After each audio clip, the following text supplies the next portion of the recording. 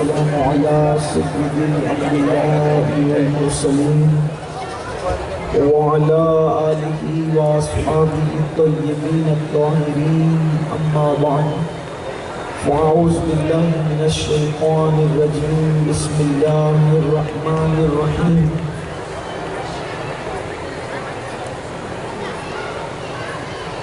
يا أيها الناس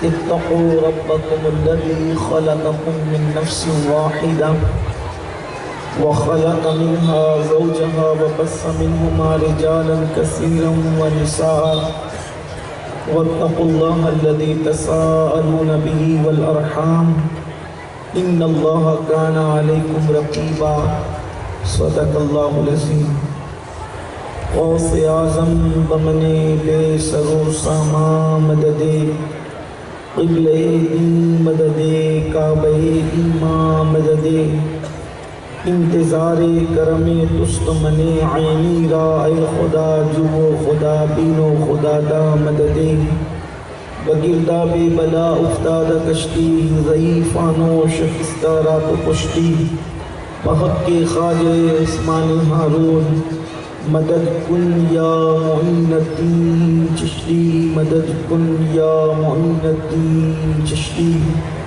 مدد کن یا معین الدین چشتی وہ کمال حسن حضور ہے کہ گمان نقص جہاں نہیں وہ کمال حسن حضور ہے کہ گمان نقص جہاں نہیں یہی پھول خار سے دور ہے یہی شمع ہے کہ دھواں نہیں اور کروں تیرے نام پہ جاں فدا نہ بس ایک جاں دو جہاں فدا دو جہاں سے بھی نہیں جی بھرا کروں کیا کروڑوں جہاں نہیں وہی لا مکان کے مکی ہوئے وہی لا مکان کے مکی ہوئے سر عرش تخت نشیں ہوئے یہ نبی ہے جن کے ہیں یہ مقام وہ خدا ہے جس کا مکان نہیں فصحاء عرب کے بڑے بڑے تیرے آگے یوں ہے دبے لچے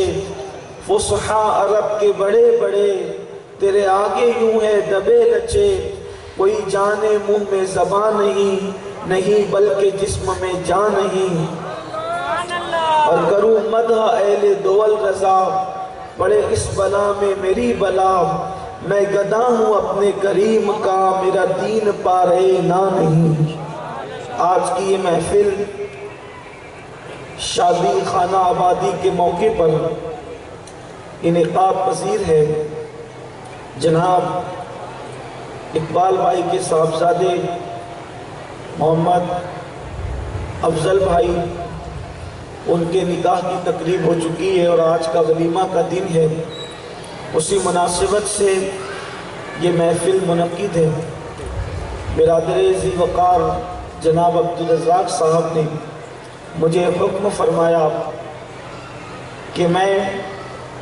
اس خوشی کے اور بابرکت موقع پر آپ کے سامنے حضور اکرم صلی اللہ علیہ وآلہ وصحبہ وبارک وسلمہ کے ازدواجی زندگی کے جو احوال و طوائف ہیں وہ پیش کرنے کی سعادت حاصل کروں اسی مناسبت سے میں نے قرآن مقدس کی سورۃ النساء کی پہلی آیہ کریمہ کی تلاوت کرنے کا شرف حاصل کیا ہے میرا اللہ اس کے متعلق مجھے حق کہنے اور آپ تمامی خواتین و حضرات کو حق سن کر اس پر عمل کرنے اور اسے عام کرنے کی توفیق عطا فرمائے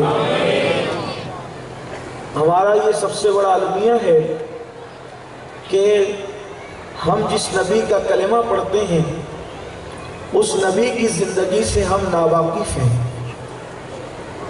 یقین جانیں کہ ہمارے گھروں کے جتنے مسائل ہیں اور ہمارے گھروں کے جتنے مصائب ہیں چاہے وہ روزی روٹی کا مسئلہ ہو چاہے وہ میاں بیوی کے تعلقات کا مسئلہ ہو چاہے وہ بال بچوں کے تعلقات کا مسئلہ ہو چاہے وہ ماں باپ سے رشتے کا مسئلہ ہو چاہے وہ پڑوسیوں سے تعلقات کا مسئلہ ہو چاہے چھوٹے سے بڑے کا مسئلہ بڑے سے چھوٹے کا مسئلہ ہو یہ جتنے مسائل ہیں سب کی وجہ ایک ہے کہ ہم یا تو اپنی طبیعت کے مطابق زندگی گزار رہے ہیں، یا پھر ہم ٹی وی سیریلوں کے مطابق زندگی گزار رہے ہیں، یا پھر ہم فلمیں دیکھ کر کے ان کو آئیڈیل بنا کر زندگی گزار رہے ہیں۔ اس لیے ہر جگہ نفرتوں کا ماحول ہے، ہر جگہ ذلتوں کا ماحول ہے، ہر جگہ پریشانیوں کا ماحول ہے۔ اگر ہم اپنی طبیعت سے جینا چھوڑ دیں، اگر ہم سیریلوں کے مطابق زندگی گزارنا چھوڑ دیں، اگر ہم فلموں کے مطابق زندگی گزارنا چھوڑ دیں اور ہم ایک ذات کو آئیڈیل بنا دیں اور ہم اس ذات کے مطابق زندگی گزاریں جس کو اللہ نے ہمارے لیے آئیڈیل بنایا، جس کو اللہ نے ہمارے لیے نمونہ بنایا، جس کو اللہ نے ہمارے لیے اللہ اکبر زندگی گزارنے کا آئینہ بنایا، تو یاد رکھیں ہماری زندگی میں کبھی کوئی مسئلہ نہیں آئے گا، ہماری زندگی میں کبھی کوئی پرابلم نہیں آئے گا۔ اس لیے کہ حضور علیہ السلام کی زندگی اتنی خوبصورت زندگی ہے۔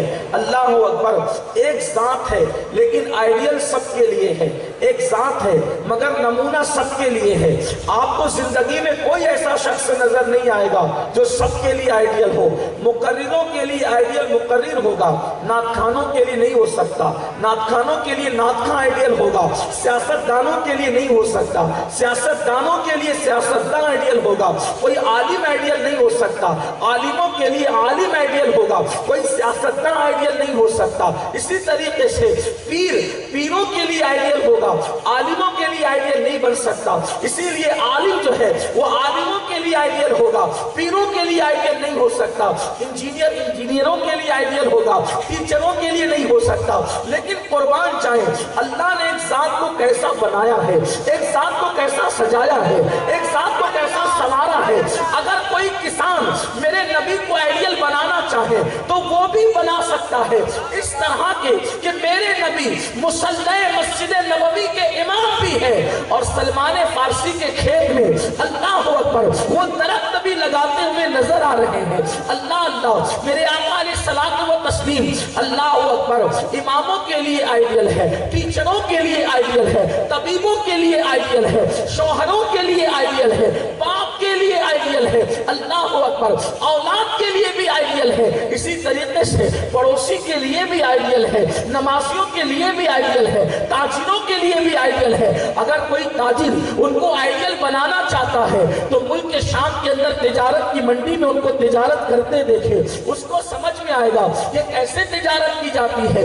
اگر کوئی اللہ اکبر سیاست داں مصطفیٰ جان رحمت کو آئیڈیل بنانا چاہے تو مدینہ منورہ کی وہ مملکت اسلامیہ کی سیاست سنبھالتا ہوا ان کو دیکھے، پتہ چلے گا کہ انسان کو سیاست کیسے کرنا چاہیے۔ اللہ اکبر وہ وفود سے ملاقات کرتے ہیں، حتیٰ کہ وہ منکرین اسلام جو اسلام کا انکار کرتے ہیں جب ان سے گفتگو کرتے ہیں تو آتا ہے تو اسلام کا انکار کرتے ہوئے آتا ہے اور جاتا ہے تو اسلام کا کلمہ پڑھتے ہوئے جاتا ہے۔ وہ دشمنوں کے لیے چادر بچھاتے ہیں، وہ صاحب خلق عظیم ہے، ان کی زندگی بے مثال، وہ اپنی بیویوں کے ساتھ رہتے ہیں۔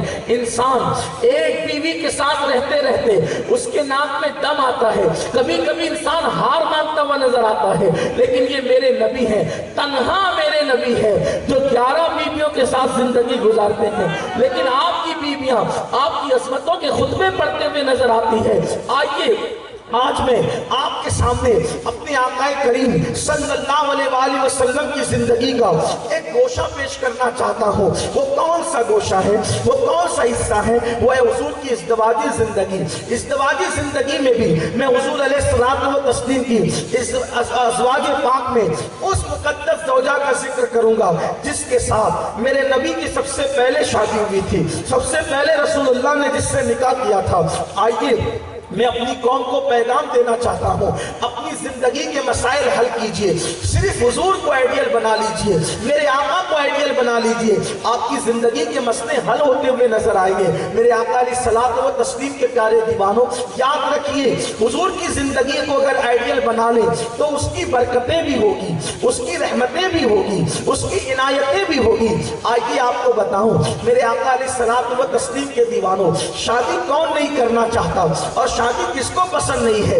اسلام میں تو نکاح مستقل عبادت ہے، اسلام میں نکاح مستقل عبادت کا نام ہے، بلکہ دوسرے مذاہب میں دھارمک آدمی وہ کہلاتا ہے جو شادیوں سے دور رہتا ہے، لیکن ہمارے یہاں شادی دھرم کا ایک حصہ ہے، مذہب کا ایک حصہ ہے، بلکہ میرے نبی نے فرمایا النکاح من سنتی فمن رغب عن سنتی فلیس منی، جو طاقت ہونے کے بعد نکاح کی طرف رغبت نہ کرے، نکاح کی طرف توجہ نہ کرے، وہ میری سوسائٹی کا ممبر نہیں ہے۔ میرے آقا نے فرمایا یعنی اللہ اگر کسی کو بالغ کر دے، کسی کو طاقت دے دے، کسی کو قوت دے دے، کسی کو صلاحیت دے دے، تو اس کو چاہیے کہ وہ شادی میں جلدی کرے، وہ نکاح میں جلدی کرے۔ نکاح کی برکت کیا ہے؟ اگر کوئی کنوارا انسان ایک رکعت پڑھتا ہے تو اس کو ایک ہی رکعت کا ثواب ملتا ہے، اور نکاح کے بعد ایک رکعت پڑھتا ہے تو اللہ اس کو 70 رکعتوں کا ثواب عطا فرماتا ہے۔ شادی کے بعد کی برکت یہ ہے، نکاح کے بعد کی برکت یہ ہے، اگر کوئی غیر شادی شدہ غسل کرتا ہے تو غسل کرنے پر اس کو کچھ نہیں ملتا، اور اگر وہ زیادہ سے زیادہ اچھی نیت سے غسل کرے گا کہ میں پاک ہو کر عبادت کروں گا تو اس کو ہر قطرے پر ایک نیکی ملے گی، اگر وہ اچھی نیت سے کرے تو ہر قطرے پر ایک نیکی ملے گی۔ اور اگر شادی کے بعد بیوی کے ساتھ اپنا وقت گزار کر جب اس پہ غسل فرض ہو جائے، اگر وہ غسل کرے تو اس کے غسل کے جتنے قطرے ٹپکتے ہیں ہر قطرے کی تعداد کے برابر اللہ فرشتے پیدا کرتا ہے، اور وہ فرشتے قیامت تک کے لیے عبادت کریں گے، اور ان کے ساری عبادتوں کا صلہ اس کو ملے گا جس کے غسل کی برکت سے فرشتے پیدا کیے گئے۔ آپ اندازہ کریں نکاح کی برکت یہ ہے، نکاح کی شان یہ ہے، اس لیے میرے آقا نے فرمایا نکاح کو آسان کرو۔ مجھے گجراتی زیادہ تو نہیں آتی، لیکن تھوڑا بہت آتے جاتے بھی ایک بھائی وہ اعلان کر رہے تھے کہ افضل بھائی کی شادی کے اندر کوئی ڈی جے وغیرہ نہیں لگا۔ میں یہی صحیح سمجھا میں، ہاں، کہ مجھے گجراتی نہیں آتی ہے، لیکن آپ لوگوں کی صحبت میں رہتے رہتے اتنا تو سیکھ لیا ہو کہ کچھ اس کی معرفت ہو جاتی ہے کہ یہ بھی انہوں نے کہا کہ ڈی جے نہیں لگا، کوئی خرافات نہیں ہوئے، شاید کوئی ناچ گانا بھی نہیں ہوا، ایسا انہوں نے کہا۔ یہ شادی مبارک ہے، یہ شادی مبارک شادی ہے، یہ شادی خانہ آبادی ہے۔ میں دعا کرتا ہوں کہ اللہ افضل بھائی کی زندگی میں، ان کی بیوی کی زندگی میں برکت عطا کرے۔ جو محبت میرے اللہ نے ماں خدیجہ اور حضور کے درمیان پیدا کی تھی، اللہ ان میاں بیوی میں ایسی محبت پیدا کرے، اور آپ سب کی زندگی میں وہ محبت پیدا کرے۔ یہ آپ کے لیے آئیڈیل ہے، یہ آپ کے لیے آئیڈیل ہے یہ بات بھی کہ شادی ایسے بھی کی جا سکتی ہے کہ جس میں ناچ گانا نہ ہو، جس میں گانا باجا نہ ہو، جس میں تماشا نہ ہو، اور اس میں نبی کی سنت کے مطابق شادی ہو۔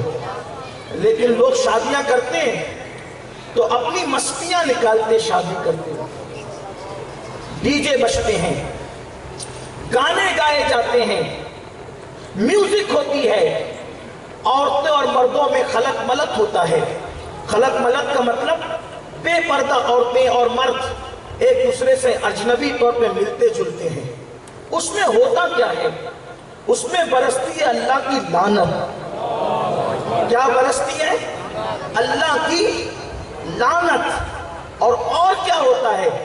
جب تم ڈی جے بجاتے ہو، جب ناچ گانے کی محفلیں سجاتے ہو، تو قبر رسول میں حضور کا دل دکھتا ہے۔ دل کس کا دل دکھتا ہے؟ حضور کا دل دکھتا ہے۔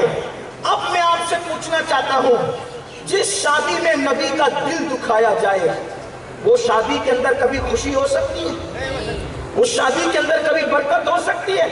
چاہے جتنے بڑے مولانا کو بلا لو، ارے جب مولانا کا مولا دکھی ہو رہا ہے، مولانا کا مولا دکھی ہو رہا ہے، سیدوں کا جدی امجد دکھی ہو رہا ہے، تو کیا تمہیں سکھ مل سکتا ہے؟ اس لیے میں اپنے مسلمان بھائیوں سے کہتا ہوں، یہ رسومات ختم کرو، ان رسومات سے توبہ کرو، اور شادی کرو تو سنت کے مطابق کرو، شادی کرو تو شریعت کے مطابق کرو۔ بہرحال تو عرض یہ کر رہا تھا، نکاح کرو، نکاح میں برکت ہے۔ بلکہ آئیے میں حضور کی زندگی پڑھنے سے پہلے حضور کے کچھ فرامین پیش کروں۔ آج کل کے کچھ نوجوان چھوکرے، لڑکے اور کچھ لڑکیاں بھی جلدی شادی کرنے کو تیار نہیں ہو رہے ہیں. یہ بھی فیشن بن گیا ہے, یہ بھی فیشن بنا ہے. 30 35 سال کے ہوتے ہیں, ابھی نہیں کریں گے, ابھی نہیں کریں گے, ابھی نہیں کریں گے. حضور فرماتے ہیں ہم میں سے نہیں ہے وہ. شادی تو مت ٹالو, شادیاں جلدی کرو, نکاح جلدی کرو. کچھ لوگوں نے اللہ کے رسول سے عرض کیا کہ یا رسول اللہ صلی اللہ علیہ وآلہ وسلم, آپ نے کہا شادی نکاح عام کرو, نکاح جلدی کرو. یہ بھی کہا نکاح جلدی کرو, نکاح جلدی کرو, نکاح کو عام کرو, یہ فرمایا. تو کچھ صحابہ آئے اور عرض کیا میرے آقا, میرے کریم بندہ پرور آقا, ہم غریب ہیں, ہم لوگ غریب ہیں, بیوی لائیں گے تو رکھیں گے کہاں, اس کا خرچہ کیسے پورا کریں گے. اب وہاں تو بات یہ ہے کہ دریائے کرم جوش پہ ہو تو جو نکل جائے وہی ہو جائے. تمہارے منہ سے جو نکلی وہ بات ہو کے رہی. ہم لوگوں کے پاس کوئی آتا ہے مجبوریاں لے کے, ہم کہتے ہیں اللہ بھلا کرے, اللہ خیر کرے, پھر جاؤ.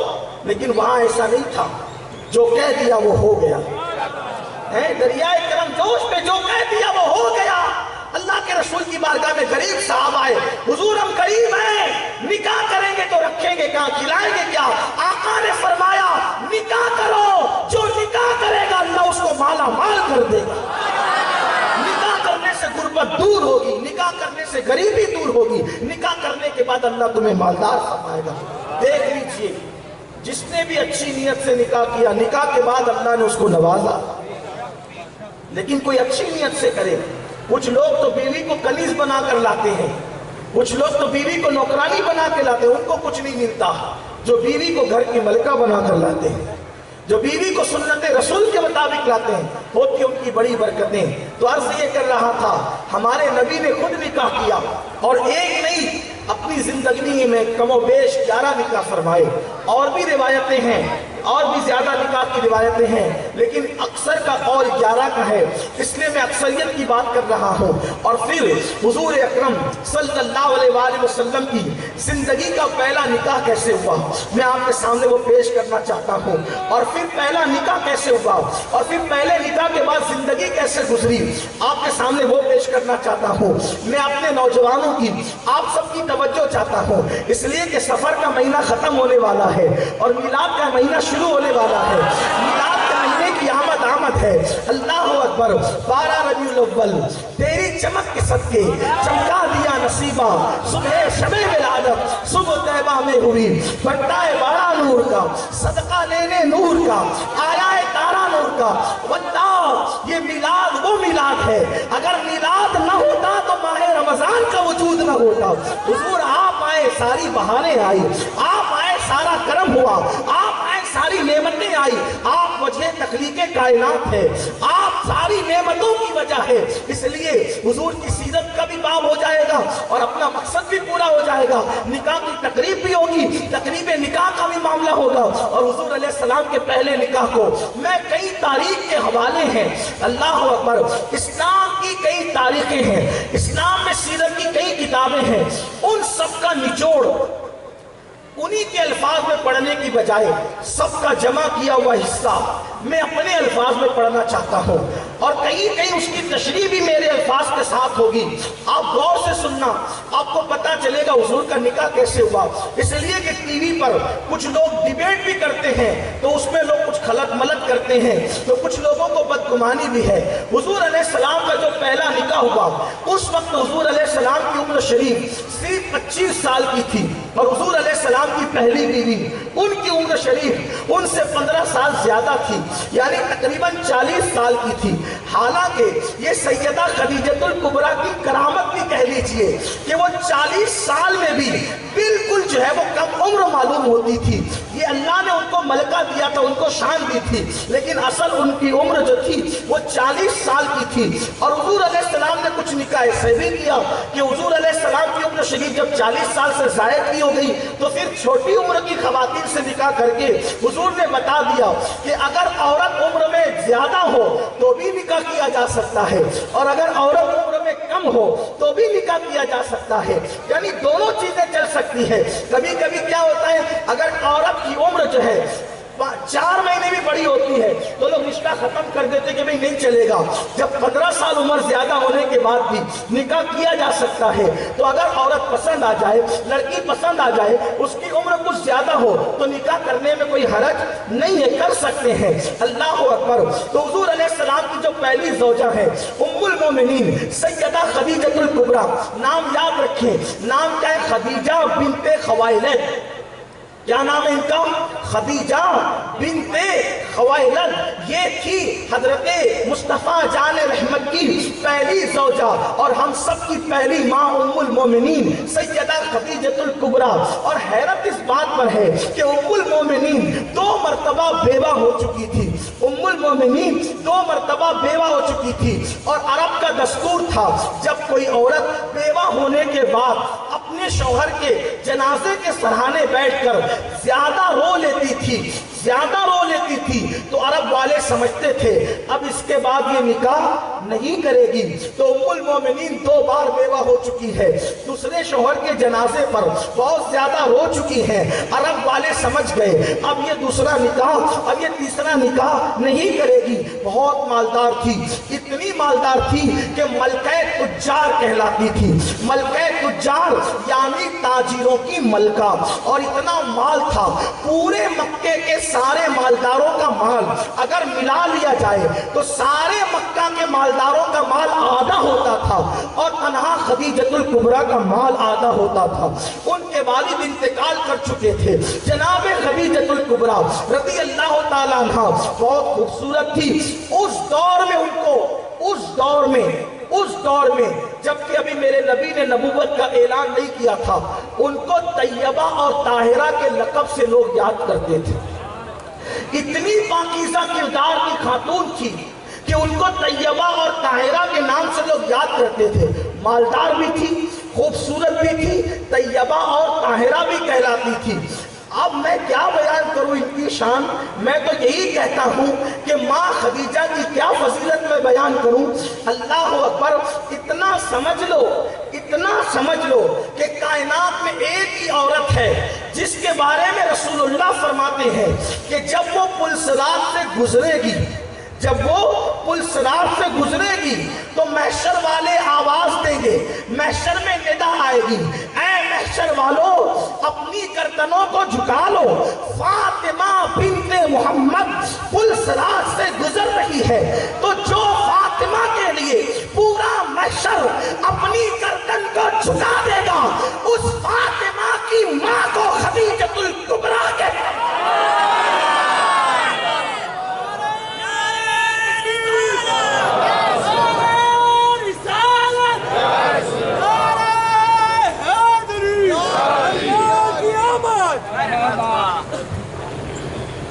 جس کی بیٹی یہ شان والی ہے اس کی ماں کی شان کا عالم کیا ہوگا, اس کی امی کی شان کا عالم کیا ہوگا. یہ سیدہ خدیجہ الکبریٰ ہے. اگر آگے ٹائم رہا تو ہم آپ کے سامنے پیش کریں گے کہ ماں خدیجہ کی شان کیا ہے. لیکن ہوا یہ کہ خدیجہ کے 2 شوہر انتقال کر گئے, والد کا بھی انتقال ہو گیا. اس کے بعد چونکہ مکے میں ابھی میرے آقا نے اعلان نبوت نہیں کیا تھا, مکے کے حالات تھے بڑے خراب. دیکھو میں کئی کتابوں کا نچوڑ اپنے الفاظ کے جامع میں پیش کر رہا ہوں. ممکن ہے یہ پوری تفسیر کسی کو ایک کتاب میں نہ ملے تو آپ بدگمان نہیں ہونا, کئی کتابوں کا یہ نچوڑ ہے, اس لیے یہ اتنے مجموعہ سمجھ لے سیرت کی کتابوں کا. تو ابھی حضور نے نبوت کا اعلان نہیں کیا تھا, نبوت کا اعلان نہیں ہوا تو مکے کے حالات تھے بڑے خراب. کتنے خراب تھے مکے کے حالات اس کو پہلے آپ سن لیں. مکے والے جب کعبے کا طواف کرتے تھے تو کعبے کا طواف ننگے ہو کر کرتے تھے. جو کعبے میں ننگے ہو کر جائیں وہ کتنے شریف ہوں گے آپ کو پتا ہوگا, ان کی شرافت کتنی ہوگی آپ کو پتا ہوگا. آپ مجھے بتائیں, ہم ننگے سر مسجد میں نہیں جاتے, بولو جاتے, ننگے سر مسجد میں نہیں جاتے. وہ ننگے سر کعبۃ اللہ کے پاس چلے جائیں, وہ ننگے بدن کعبے کے پاس جاتے تھے اور کعبے کا طواف ننگے ہو کے کرتے تھے. یہ ان کی شرافت تھی. تھی وہ اپنے بچوں کو اپنے ہاتھوں سے زندہ دفن کرتے تھے، یہ ان کا کردار تھا۔ حتیٰ کہ اگر اللہ اکبر زنا کرنے کے لیے ان لوگوں کو کوئی عورت نہ ملے تو وہ کبھی ماں کے ساتھ زنا کرتے تھے، کبھی جانوروں کے ساتھ زنا کرتے تھے، یہ ان کا کردار تھا۔ مکہ میں حضور کی آمد سے پہلے حالات بڑے خراب تھے، ماں کے گود میں شراب پلائی جاتی تھی، یہ مکے کے حالات تھے، لیکن ایک عرب نے آدمی کا بول بالا کر دیا، ایک عرب نے آدمی کا بول بالا کر دیا، خاک کے ذروں کو ہم گوشِ سریا کر دیا، جو رکھتے خود راہ پر اوروں کے ہادی بن گئے، کیا نظر تھی جس نے مردوں کو مسیحا کر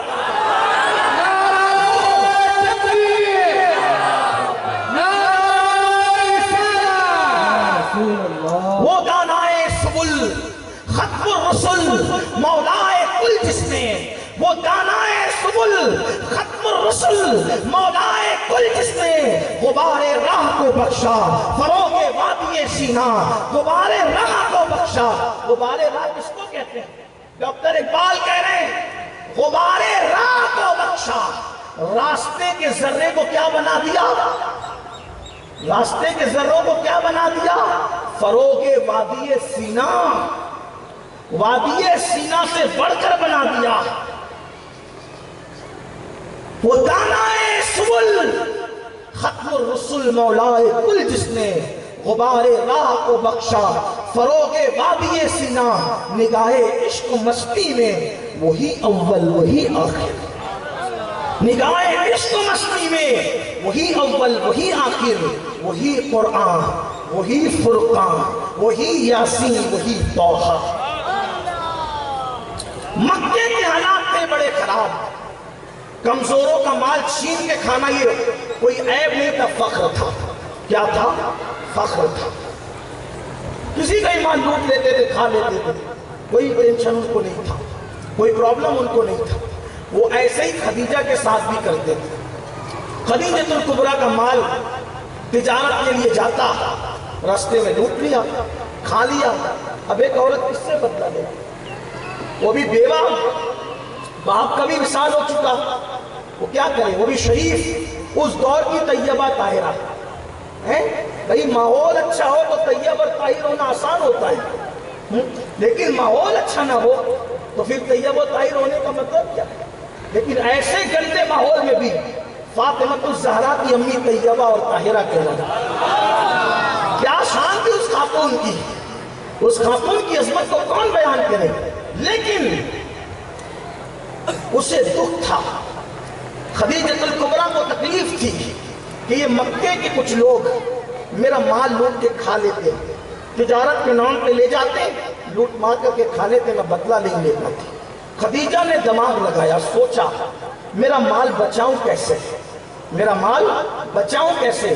دماغ میں بات آئی، مکے کا ایک سردار ہے، مکے کے سرداروں میں سے ایک سردار ہے جس کو دنیا حضرت ابو طالب کہتی ہے، وہ میرے مال کی حفاظت کر سکتا ہے۔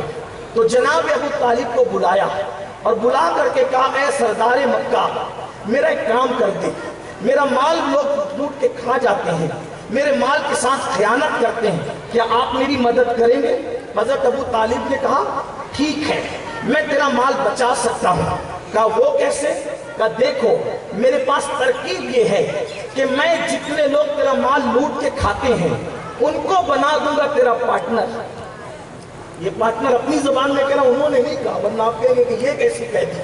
تو آپ کو سامنے رکھ کر بولنا پڑتا ہے تاکہ بات سمجھ میں آئے۔ ان کو بنا دوں گا، انہوں نے کہا تیرا شریک بنا دوں گا کاروبار میں، لیکن آپ کو سمجھانے کے لیے کہا کہ میں تیرا پارٹنر ان کو بنا دوں گا، اور وہ جتنے لوگوں سے تیرا خطرہ ہے وہ سب بن جائیں گے تیرے پارٹنر، اور جب وہ تیرے پارٹنر بنیں گے تو پھر وہ تیرا مال لوٹ کر نہیں کھائیں گے۔ آپ آئے، مکے کے تاجروں سے کہا کہ بھئی کون کون خدیجہ کے ساتھ پارٹنری کرے گا؟ تو انہوں نے کہا کہ وہ اتنی بڑی ملکہ تجار ہے، اس کے ساتھ کون پارٹنری کر سکتا ہے؟ فرمایا میں یہ تھوڑی کہہ رہا ہوں کہ برابر کا مال لگاؤ، میں یہ کہہ رہا ہوں کہ ایک دے تو جب منافع آئے گا تو دو لے لینا۔ اسی طریقے سے ان کو سمجھایا۔ المختصر یہ کہ وہ جتنے لوگوں سے خطرہ تھا وہ سارے لوگ بن گئے سیدہ خدیجہ کے کاروبار میں شریک پارٹنر بن گئے۔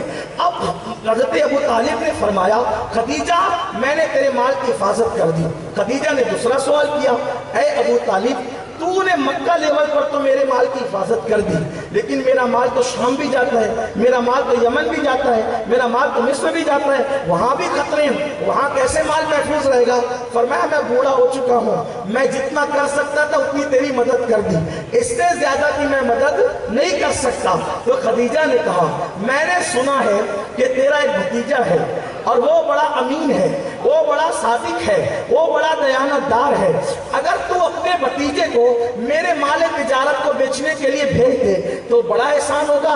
تم نہیں جا سکتے لیکن آپ کا بھتیجا تو جا سکتا ہے۔ حضرت ابو طالب نے کہا وہ مزدوری کرنا پسند نہیں کرتا، وہ مزدوری کرنا پسند نہیں کرتا، اس کو مزدوری پسند نہیں ہے۔ قربان جائیں مسلمانوں، یہاں سے فکر پتہ چلتی ہے میرے نبی اپنی قوم کو مزدور دیکھنے نہیں آئے تھے، میرے نبی اپنی قوم کو سید دیکھنے آئے تھے، میرے نبی اپنی قوم کو خود کفیل دیکھنا چاہتے تھے۔ اللہ اکبر! لیکن اللہ جس رسول نے اپنی قوم کو یہ شعور بخشا کہ خود کفیل بنو، آج سب سے زیادہ مزدور مسلمانوں میں پائے جا رہے ہیں۔ مسلمانوں سے کہتا ہوں مسلمانوں تاجر بنو، تجارت کرو، مالدار بنو، اس لیے کہ غربت کبھی کبھی انسان کو کفر تک پہنچاتی ہے، اس لیے حلال ذریعے سے محنت کرو۔ اگر چنے کی تجارت کر سکتے ہو تو چنے بیچ کر ہی تجارت کرو، اگر سبزی بیچ کے تجارت کر سکتے ہو تو سبزی بیچ کے تجارت کرو، کسی کی غلامی نہ کرو، کسی کی غلامی کی طرف نہ جاؤ، اور اپنے بچوں کو پڑھاؤ، اعلیٰ تعلیم حاصل کراؤ تاکہ حکومتی عہدے میں تمہارے بچوں کو زیادہ حصہ ملے۔ آپ کہتے ہیں ہم اس لیے نہیں پڑھاتے کہ تعصب بہت ہو گیا ہے، میں کہتا ہوں یہ تم جھوٹ کہتے ہو، یقیناً تعصب ہوا ہے لیکن وہ ہماری کوئی ناکامی میں، ہماری ناکامی کا سبب نہیں ہے۔ اپنے بچوں میں ایسی صلاحیت پیدا کرو کہ تمہارے بچے قوم کی ضرورت بن جائے، ان کو عہدے ڈھونڈنا نہ پڑے، عہدے خود ان کو نکل کر کے تلاش کریں۔ اپنے بچوں میں وہ صلاحیتیں پیدا کرو، پڑھاؤ اپنے بچوں کو، اعلیٰ تعلیم حاصل کراؤ۔ لیکن تم کیوں پڑھاؤ گے؟ تمہیں تو قیمتی موبائل کا شوق ہے، اوقات ہے 5,000 کے موبائل کی، استعمال کرتے ہو 50۔ اگر 50,000 کی حیثیت ہے تو بالکل کرو، میں منع نہیں کرتا۔ اسلام جتنے انجوائے کی اجازت دیتا ہے اتنے انجوائے کی اجازت کوئی مذہب نہیں دیتا۔ آپ دیکھ لینا کسی مذہب میں باغ میں گھومنے کی اجازت نہیں ہے، لیکن ہمارا مذہب کہتا ہے سیرو فی الارض، گھومو جاؤ، لیکن گھومنے جاؤ تو عیاشی نہ کرو۔ باغ میں جاؤ تو پھول دیکھ کر کے سوچو جب بننے والا اتنا خوبصورت ہے تو بنانے والے کے حسن کا، اس کو کہتے ہیں فکر کرنا۔ کیا کہتے ہیں؟ فکر کرنا۔ 70 سال ذکر کرنے کا جو ثواب نہیں ملتا، ایک لمحہ فکر کرنے پر وہ ثواب ملتا۔ فکر کا زیادہ ثواب ہے۔ سمندر کی سیر کے لیے جاؤ تو میوزک بنا کر بجا کر کے وہاں زنا کے اڈوں پہ نہ جاؤ، دیکھو سمندر کو کس نے بنایا، اتنا بڑا سمندر بنانے والا کون ہے، سمندر کی موجیں کیوں سر پٹک رہی ہے، سمندر کی موجیں کس کو تلاش کر رہی ہے۔ کبھی سمندر پہ غور کیا؟ کبھی جانا غور کرنا، وہاں تو جاتے ہو نہاتے ہو، لڑکیوں پہ بد نظری کرتے ہو، ان کو تکتے ہو، ان پہ پاپ کی نظر ڈالتے ہو، جہنمی بنتے ہو۔ ارے سمندر کو دیکھو، ایک سمندر تمہیں کس قدر عبرت کے سمندر میں غرق کر رہا ہے کہ جب موجیں اٹھ رہی ہے تو موجیں سر پٹک رہی ہے۔ کبھی میں نے غور کیا تو میں نے پوچھا او موجو، تو آخر کس کے لیے سر پٹک رہی ہو؟ سر کس کے لیے پٹکا جاتا ہے؟ کسی کو ڈھونڈتے ہیں، کسی کو ڈھونڈتے ہیں تو ڈھونڈنے والا جب ناکام ہوتا ہے تو وہ سر پٹک پٹک کر کہتا ہے میں کسی کو ڈھونڈ رہا ہوں، تو کس کا وہ تلاشی ہے؟ تو پتا چلا وہ بنانے والے کی تلاش میں ہے، اس کی معرفت میں ہے، اور بنانے والا کون ہے؟ وہی حی قیوم ہے۔ سمندر کی چھوٹی چھوٹی سیپوں میں قیمتی موتی ہیں، اس میں مچھلیاں ہیں، اس میں دوسرے جانور ہیں، اس میں کشتیاں کیسے چل رہی ہیں، یہ اللہ کی نشانی ہے۔ دیکھو ایک چھٹاک بھر کا لوہا سمندر میں ڈال دو تو ڈوب جائے، یہ لاکھوں من کی کشتیاں کون ہے جو سمندر کی تہ پہ چلا رہا ہے؟ کوئی تو ہے جو ان کئی منوں کی آسمان سے باتیں کرنے والی کشتیوں کو، میں نے کشتیاں نہیں دیکھی تھی، جب میں بھاؤ نگر گیا تو کیا کہتے النگ، کیا النگ وہاں گیا تو تب مجھے پتا چلا کہ 8-8 10-10 15-15 20-20 عمارتوں کی کشتیاں ہوتی. تو میں نے غور کیا، دیکھو یہ میرے اللہ کی کمروں میں گھس کر کے دیکھا تو بنگلے کے کمروں سے زیادہ خوبصورت مجھے کشتیوں کے کمرے خوبصورت نظر. کون چلا رہا ہے؟ یہ میرا اللہ ہے. یہ رب محمد کی شان ہے. اپنے اللہ کی نشانیوں میں غور کرو. ارے کبھی دیکھو کہ جس نے تتلی اور پھول میں کیسا رشتہ پیدا کیا. لیلا مجنو کا رشتہ پھیکا نظر آتا ہے، تتلی اور گلوں کے رشتے کو دیکھو. رگے گل کی نزاکت دیکھو، گلوں کی خوشی جو وہ خوشگلو پن دیکھو، ان کا رس دیکھو، ان کی خوشبو دیکھو، ان کا حسن دیکھو، ان کا جمال دیکھو. اگر میں اسی پہ گفتگو کروں تو بہت وقت جائے، لیکن آپ سے کہتا ہوں جتنے انجوائے کی اجازت اسلام دیتا ہے کوئی مذہب. اسلام کیا کہتا ہے؟ دوسرے مذہب کہتے ہیں یہ کھاؤ یہ مت کھاؤ. جی ہمارا مذہب کیا کہتا ہے؟ کلو واشربو، جاؤ سب کھاؤ سب پیو. کیا مت کھانا؟ صرف ایک چیز مت کھانا، جس کو اللہ نے حرام کر دیا وہ مت کھانا، باقی سب کھاؤ. کلو واشربو، کھاؤ پیو، میٹھا کھاؤ کھٹا کھاؤ ٹھنڈا کھاؤ گرم کھاؤ سب کھاؤ. کلو واشربو، سب کھاؤ سب پیو، حرام کے سوا سب کھاؤ پیو. پھر کیا کہتا ہے؟ ولا تسرف، حد سے مت بڑھنا. حد سے، یہ اسلام. کچھ مذہب ایسے ہیں جس میں یہ کہ گھاس پھوس ہی کھاؤ. کچھ مذہب ایسے ہیں جس میں جانوروں کو کاٹ کے کھا لو. کوئی یہ کہتا ہے کوئی یہ کہتا ہے. ہمارا مذہب کیا کہتا ہے؟ حلال سب کھاؤ. اسی سے میں لوگوں کو کہتا ہوں اسی لیے کسی حلال میں نقصان نہیں ہے. اگر نقصان ہوتا تو اللہ منع کرتا. ہر نقصان والی چیز سے اللہ نے منع کیا، تو اللہ نے منع کیوں نہیں ہے؟ ہر چیز میں فائدہ ہے. جو حلال ہے فائدہ ہے. شرط کتنی ہے؟ شرط کتنی ہے؟ لیمٹ پہ کھاؤ. جو کھاؤ. اور ہم بیٹھتے ہیں تو ایسا لگتا ہے جیسے دسترخوان سے جہاد کر رہے ہیں. پھر بعد میں بیماریاں پیدا ہوتی ہیں. لیمٹ پہ کھاؤ. لیمٹ پہ کھانے کا مطلب کیا ہے؟ جب بھوک لگے ایسی کہ منہ میں پانی آئے تو دسترخوان پہ بیٹھو، اور ابھی بھوک باقی ہے دسترخوان سے ہاتھ کھینچو. کوئی کتنی ضد کرے ہاتھ نہیں بڑھانا. ایک لیمٹ مقرر کرو، کبھی آپ کو کوئی بڑی بیماری نہیں ہو سکتی. بات دور نکل رہی ہے. اصل میں دیکھو میں کوئی مقرر اور خطیب نہیں ہوں، اس لیے میری مجبوری ہے کہ میں جو اصلاح کی باتیں مجھے یاد آتی میں سب کرتے ہوئے چلتا ہوں، ایسے جیسے پیسنجر گاڑی رکتے رکتے چلتی ہے. لیکن جو باضابطہ مقرر ہوتے ہیں خطیب، وہ پوائنٹ ٹو پوائنٹ گفتگو کرتے ہیں، کیونکہ ان کو اپنی تقریر کو ایک لیمٹ میں سجا کر لے کے چلنا ہوتا ہے. مجھے کوئی سجانا نہیں. میں نے تو جو جملہ یاد آئے وہ چھوڑ کر کے آپ کو دے دینا ہے، تاکہ اللہ کرے کسی جملے سے آپ کی زندگی سدھر جائے. یہ میرا مقصد ہے. مجھے کوئی تقریر نہیں آتی، میں تقریر کرنا چاہتا ہوں، اس لیے مجھے جو باتیں یاد آتی میں بول دیتا ہوں تاکہ اللہ کرے ہم سب کی اصلاح ہو جائے. اصل مقصد ہے اصلاح. ہاں اس لیے آپ مجھے اس میں معاف رکھیں، ورنہ تقریر کا اصول کیا ہے کہ پوائنٹ ٹو پوائنٹ جلدی جلدی آگے بڑھو اور اختتام کو پہنچاؤ. بات یہاں کوئی پوائنٹ نہیں ہے، یہ یہاں فقیری ہے صرف بس. ہاں تو آپ کو اتنی بات سننا ہے. بات دور نکلی آپ کو، لیکن رہنا میرے ساتھ ہے. آپ کو میری پچھلی تقریر بھولنا نہیں ہے، ورنہ آپ کو بات سمجھ میں نہیں آئے گی. تو عرض یہ کیا کر رہا تھا کہ جناب ابو طالب نے کہا کہ میرا بھتیجا مزدوری کو پسند نہیں کرتا.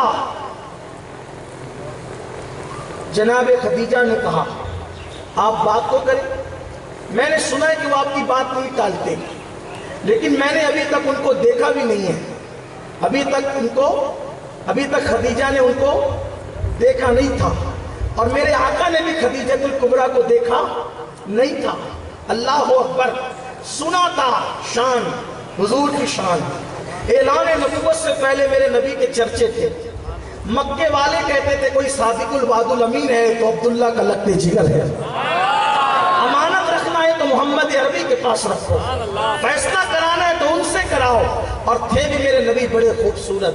ایسے خوبصورت تھے کہ چلتے تھے دھوپ میں تو بادل سایہ کرتا تھا، اتنے خوبصورت تھے کہ ان کا سایہ زمین پہ نہیں پڑتا تھا، اور وہ ایسے خوبصورت تھے کہ مکے میں ایسے حسن والا کوئی نہیں تھا۔ ابھی آپ کو پتا چلے گا اگر آپ توجہ کریں گے تو جناب خدیجہ نے کہا کہ آپ کی بات کو نہیں ٹالتے، آپ ان سے بات کو کریں۔ جناب ابو طالب گھر آئے، ابھی تک میرے نبی انہی کے گھر میں رہتے تھے، رسول اللہ کی پرورش بظاہر جناب ابو طالب کے گھر میں ہو رہی تھی، اس لیے کہ والد کا وصال تو اسی وقت ہو گیا تھا جب آقا ماں کے شکم میں تھے، ماں کا وصال اس وقت ہو گیا تھا جب 6 سال کی عمر تھی، اور ابھی اللہ اکبر میرے آقا علیہ الصلوۃ والتسلیم 10 برس کی عمر کو پہنچے ہی تھے کہ دادا کا وصال بھی ہو گیا تھا۔ 10 سال کی عمر سے لے کر اپنے چچا کے سگے چچا کی کفالت میں آ گئے تھے، انہی کے گھر میں رہتے تھے۔ جناب ابو طالب آئے، کہا بھتیجے ایک درخواست لے کر آیا ہوں۔ ابو طالب چچا ہو کر بھی بہت احتیاط سے بات کرتے تھے، اس لیے کہ وہ اپنے بچوں کو کہتے تھے بیٹا ہم محمد کو نہیں پالتے، محمد ہمیں پال رہے ہیں۔ ہمارے گھر میں غربت کی وجہ سے کھانا کم پکتا ہے، اور جب یہ دسترخوان پہ بیٹھ جاتے ہیں تو ان کے بیٹھنے سے کبھی کھانا کم نہیں ہوتا، ان کے بیٹھنے سے کھانے میں برکت ہو جاتی ہے۔ اللہ اکبر۔ پھر کیا تھا، آئے اور آنے کے بعد کہا بھتیجے ایک درخواست ہے میری۔ کہا کیا کہنا چاہتے ہیں چچا؟ کہا دیکھو میں گیا تھا خدیجہ کے گھر، اور وہ چاہتی ہے کہ آپ جو ہیں وہ ان کا مال تجارت لے کر کے جائیں، آپ دے جائیں گے؟ میرے آقا نے فرمایا چچا آپ جانتے ہیں میں مزدوری پسند نہیں کرتا، اور انہوں نے فرمایا بھتیجے وہ مزدور کی حیثیت سے نہیں بھیجنا چاہتی، وہ بیوہ ہے، بیوہ لوگ اس کا مال کھا جاتے ہیں، وہ چاہتی ہے کہ آپ اس کی مدد کریں، اور آپ تو بیواؤں کی مدد کرتے ہیں، آپ تو یتیموں کی خبرگیری کرتے ہیں، ایک بیوہ کی مدد بھی ہو جائے گی اور آپ کو کچھ مال بھی ہاتھ آ جائے گا، اس طرح تو آپ جا ہی سکتے ہیں۔ میرے آقا نے کہا بہت اچھا۔ حضور علیہ السلام کو انہوں نے کہا ٹھیک ہے جاؤ اور خدیجہ کے گھر جا کر اس سے سارے معاملات طے کر لو۔ اب میرے آقا یہ محض چشم تصور کی بات ہے، یہ محض چشم تصور کی بات ہے، میں تصورات کی کائنات میں آپ کو مکے لے کر چلنا چاہتا ہوں۔ افضل بھائی کے نکاح کی تقریب سے آپ کو اٹھا کر کے تصورات کی کائنات میں میں سیر کرانا چاہتا ہوں آپ کو رسول اللہ کے نکاح کی تقریب کی طرف۔ اب آپ وہاں تصورات کو باندھے، اس لیے کہ جہاں پر تخیلات کام کرنا بند کر دیتے ہیں وہاں تصورات رہنمائی کرتے ہیں، الٹی چال چلتے ہیں، دیوان کان عشق آنکھوں کو بند کرتے ہیں۔ دیدار کے لیے کرم یہ مجھ پہ کیا ہے میرے تصور نے کہ آج کھینچ لی تصویر یار آنکھوں میں۔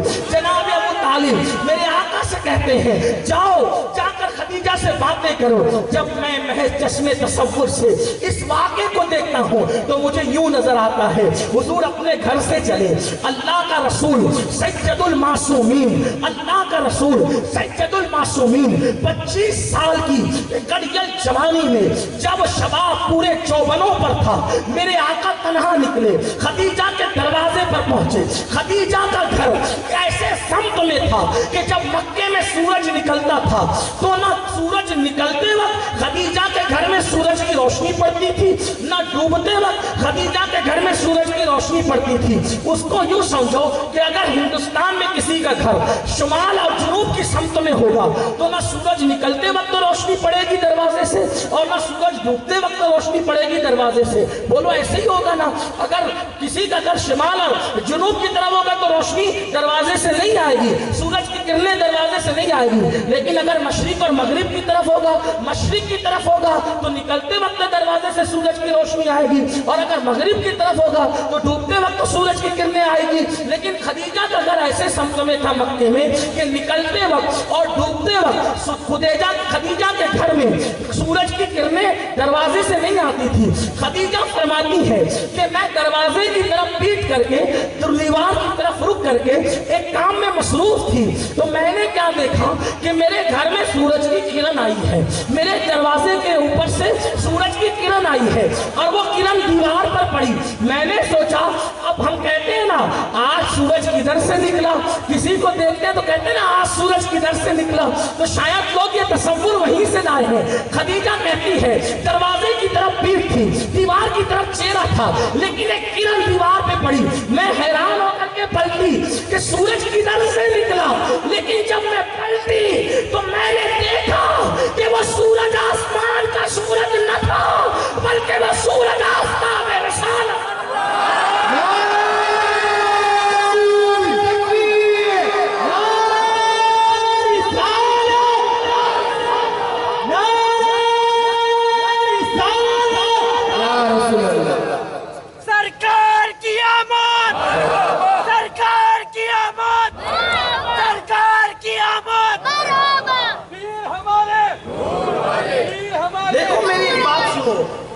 یا تو کوئی نعرہ مت لگاؤ، اور اگر نعرہ لگے تو پھر نعرے کا حق ادا، پورا مجمع جواب دے۔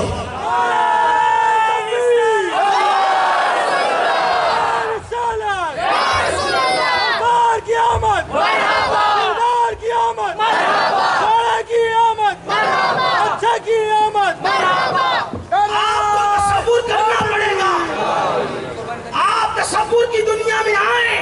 خدیجہ کہتی میں نے پلٹ کر دیکھا تو میں نے دیکھا ایک بہت خوبصورت چہرہ تھا، بڑا حسن والا چہرہ تھا، اور وہ چہرہ کیسا چہرہ تھا، اللہ اکبر، وہ چہرے کا حال یہ، وہ کمال حسن حضور ہے کہ گمان نقص جہاں نہیں، یہی پھول خار سے دور ہے، یہی شمع ہے کہ دعا نہیں، لم یاتی نظیر کا فی نظر مثلے تو نشد پیدا جانا، جگ راج کو تاج ترے سر سوہے ہے تجھ کو شہید و سرا جانا، لکا قطر فی الوجہ الاجمل خط حال ما صرف عبر اجل، ترے چندن چند و پرو کندل، رحمت کی بھرن برسا جانا، رحمت کی بھرن برسا جانا۔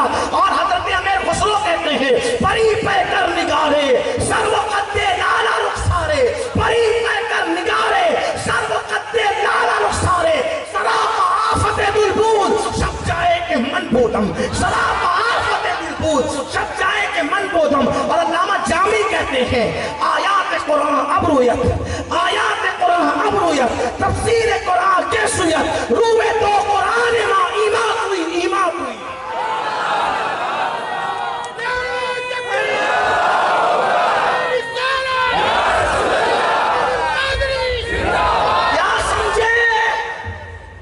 جامی کہتے ہیں آیات قرآن ابرویت، آپ کے ابرو کسے کہتے ہیں جانتے ہو نا؟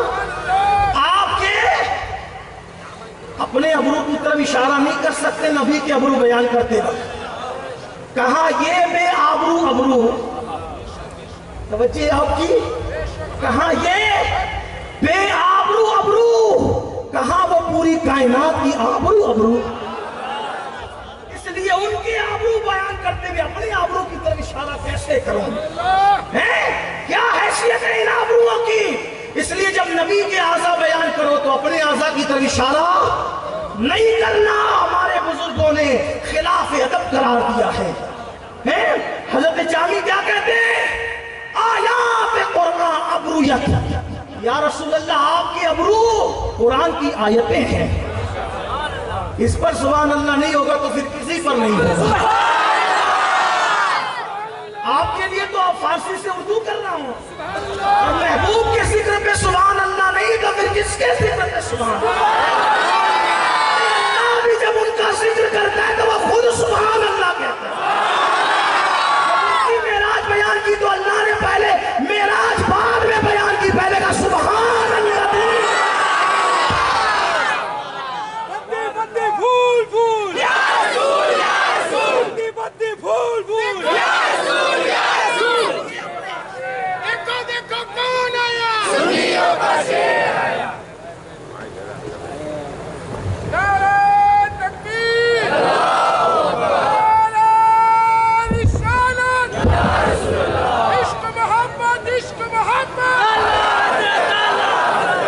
میری ایک چھوٹی سی گزارش ہے، آپ نعرے تکبیر رسالت لگائیں، بھرپور لگائیں، میرے نام کا نعرہ نہیں لگائیں۔ میں لوگوں کو منع کرتا ہوں یہ شیر آیا کتا آیا یہ سب بھی نہیں لگانا، میرے لیے نہیں لگانا، ہم کوئی شیر ویر نہیں ہے۔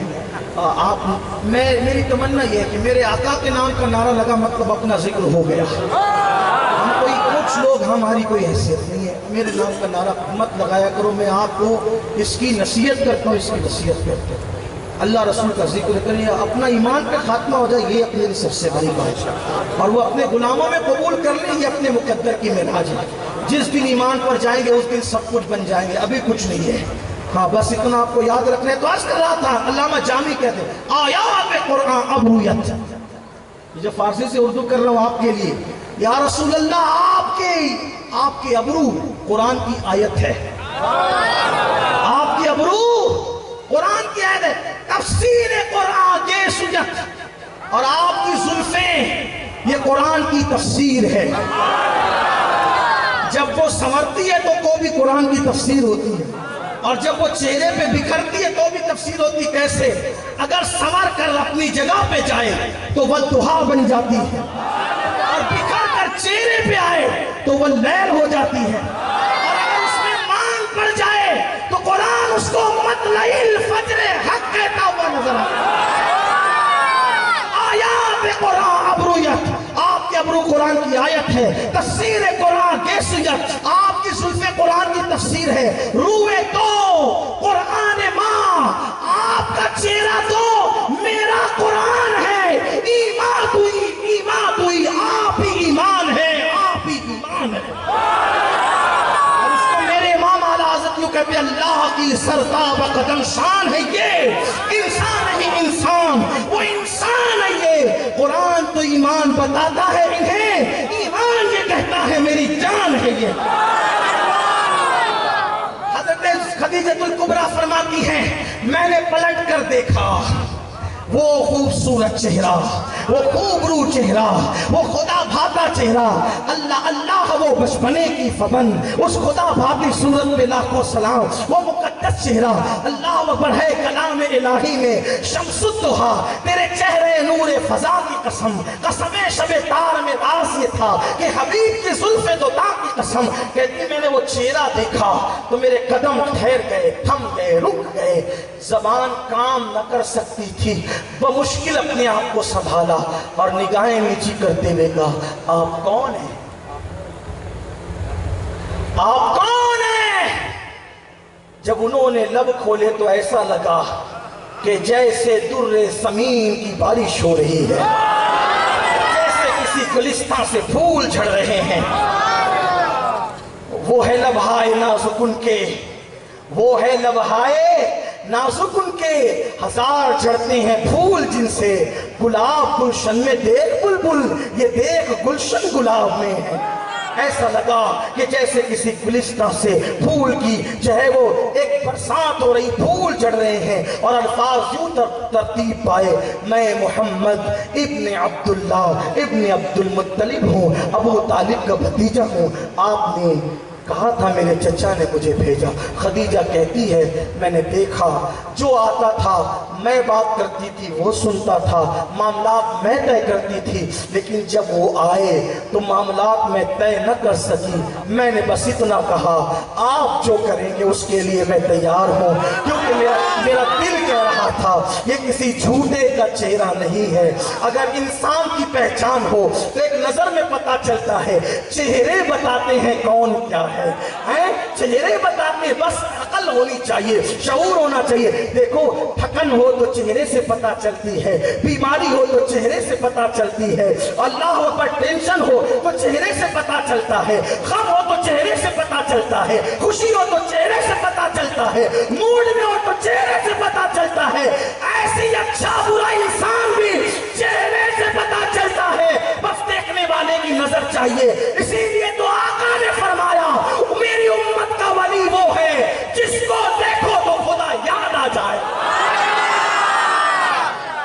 چہرے بتاتے ہیں، پہچاننے والا چاہیے۔ خدیجہ کہتی بس میں اتنا کہہ سکی، میں پھر کہہ رہا ہوں، میں کوئی ترجمہ نہیں بلکہ ترجمانی پیش کر رہا ہوں، تخیلات و تصورات پیش کر رہا ہوں۔ میں نے ان کو کہہ دیا آپ جو چاہے کریں، میں اس کے لیے تیار ہوں، میں آپ کی بات پر راضی ہوں۔ اور پھر تاریخ طے ہو گئی، اور میں ان کے جانے کے بعد بھی ایسا لگا کہ وہ کون آیا تھا۔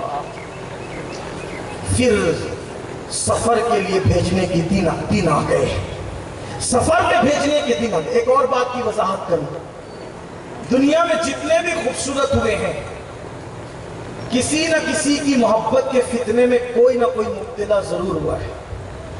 لیکن میرے آقا کا یہ معجزہ ہے کہ حضور کو دیکھ کر کسی کے دل میں کبھی خوبصورتی کے باوجود بھی کوئی غلط خیال پیدا نہ ہو، کسی کے دل میں ناپاک نفسانی محبت پیدا نہیں ہوئی۔ آج تک پوری تاریخ ہے 1400 سال، ہر خوبصورت کے پیچھے ناپاک خیالات آتے ہیں، لیکن اتنا بڑا خوبصورت ہو کر، اسی لیے حضور مفتی اعظم کہتے ہیں وہ ہنسی کیا،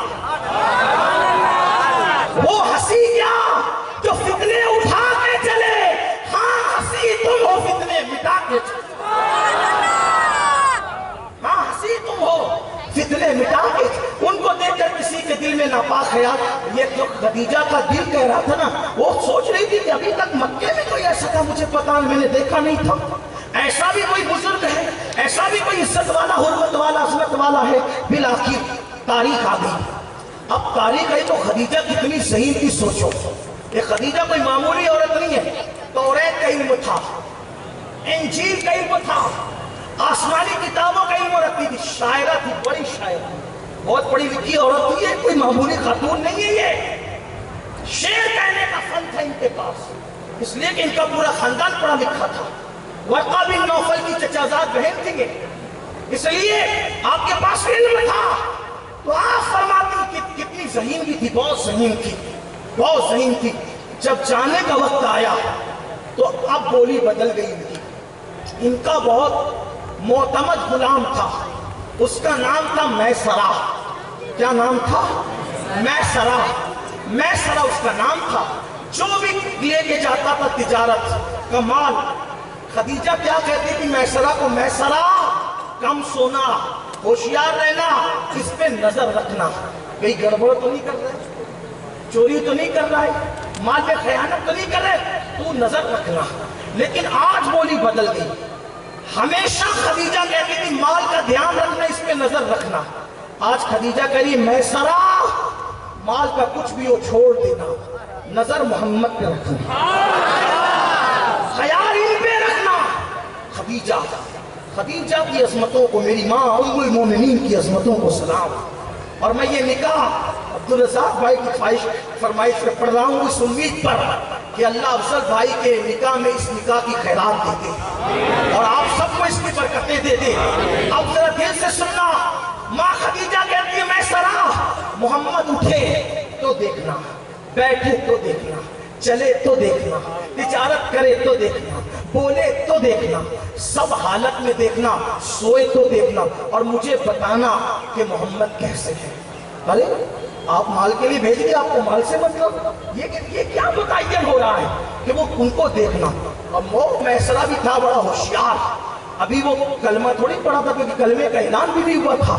اب ہوا کیا، یہ چلا گیا حضور کے ساتھ اور پھر تجارت ہوئی، بڑا لمبا سفر ہے، اس کی بڑی داستان ہے، اب اس کی طرف نہیں جاتا۔ بات میں تو ماں خدیجہ کی فضیلت بھی پڑھنا چاہتا تھا لیکن ٹائم کا اختتام ہوتا ہے، اس لیے میں اپنی بات مختصر کرتا ہوں۔ پورا ملک شام کا سفر ہوا، حضور رستے بھر گئے، تجارت کی، تجارت کے بعد واپس آئے، تو جب قاصد آیا یہ خط لے کر کہ قافلہ واپس آ رہا ہے، تو خدیجہ اپنی سہیلیوں کے ساتھ اور بالخصوص ان کی ایک قریبی سہیلی تھی بڑی معتمد نفیسہ کو ساتھ لے کر اپنی چھت پر چڑھ گئی، جس کو ہم اپنی زبان میں ٹیرس بھی کہتے ہیں آج کل، اس پہ چڑھ گئی اور اوپر سے بیٹھ کے دیکھنے لگی کہ قافلہ کیسے آ رہا ہے۔ اب وہ قافلہ تھا، لوگ پیدل چلتے تھے، گھوڑوں پہ چلتے تھے، کھچر سے چلتے تھے، اونٹوں پر چلتے تھے، تو جانوروں کے پیر پر جب وہ گرد جو مٹی لگتی تھی تو دھول اڑتی تھی۔ خدیجہ دور سے آتے ہوئے قافلے کو دیکھ رہی تھی، پورا قافلہ دھول میں چھپا ہوا تھا، پورا قافلہ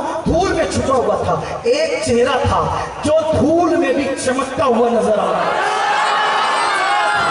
دھول میں بھی چمکتا ہوا نظر آ رہا تھا۔ خدیجہ اندازہ کر رہی تھی، میرے آقا نے فرمایا میسرہ مکہ قریب ہے، جاؤ اور جا کر کے اپنی مالکہ کو خوشخبری دے دو کہ ہر مرتبہ جتنا منافع ہوتا ہے اس سے 10% زیادہ، 10 گنا زیادہ نفع ہوا ہے اور بہت مال لے کر آ رہے قیمتی، جا کر کے خوشخبری سنا دو، تمہاری مالکہ خوش ہو جائے گی۔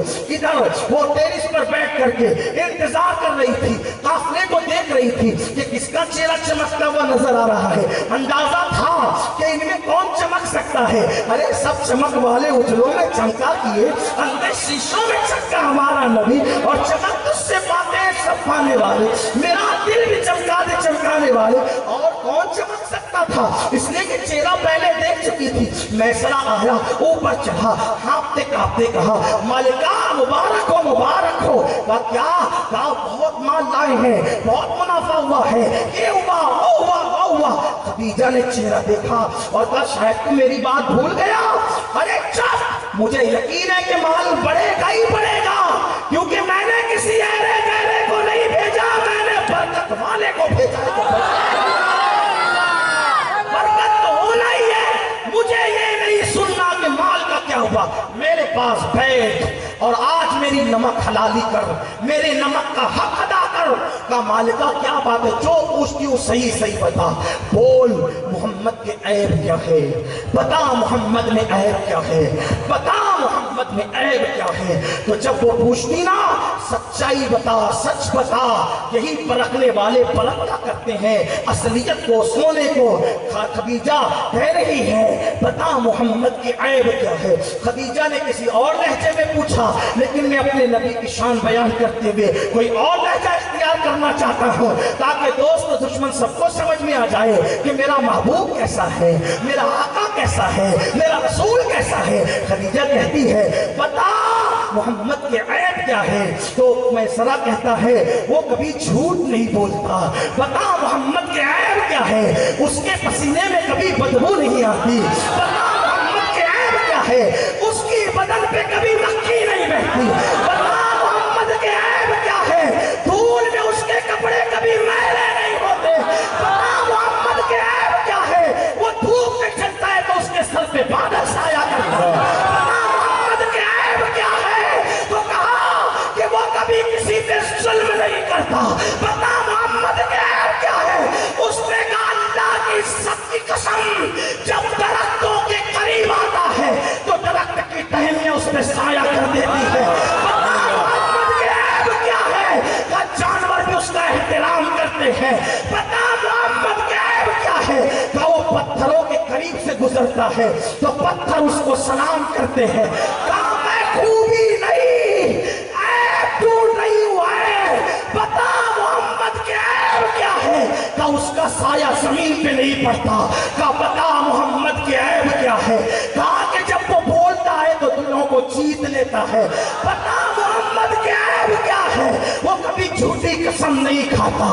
بتا محمد کے عیب کیا ہے، وہ غریبوں پہ رحم کرتا ہے۔ بتا محمد کے عیب کیا ہے، وہ غلاموں سے الفت کرتا ہے۔ بتا محمد کے عیب کیا ہے، وہ کمزوروں کی مدد کرتا ہے۔ خدیجہ نے کہا او میسرہ عیب بتا عیب، میں اس کے عیب سننا چاہتی ہوں۔ تو میسرہ نے کہا میں نے تیرا نمک کھایا ہے، اگر میرے ایک ہاتھ میں چاند لا کر رکھ دے اور دوسرے ہاتھ میں سورج لا کے رکھ دے اور مجھ سے پوچھے کہ محمد کا عیب کیا ہے، تو میں کہوں گا اللہ نے اس کو ایسا پیدا کیا کہ اس میں کوئی عیب ہے ہی نہیں ہے۔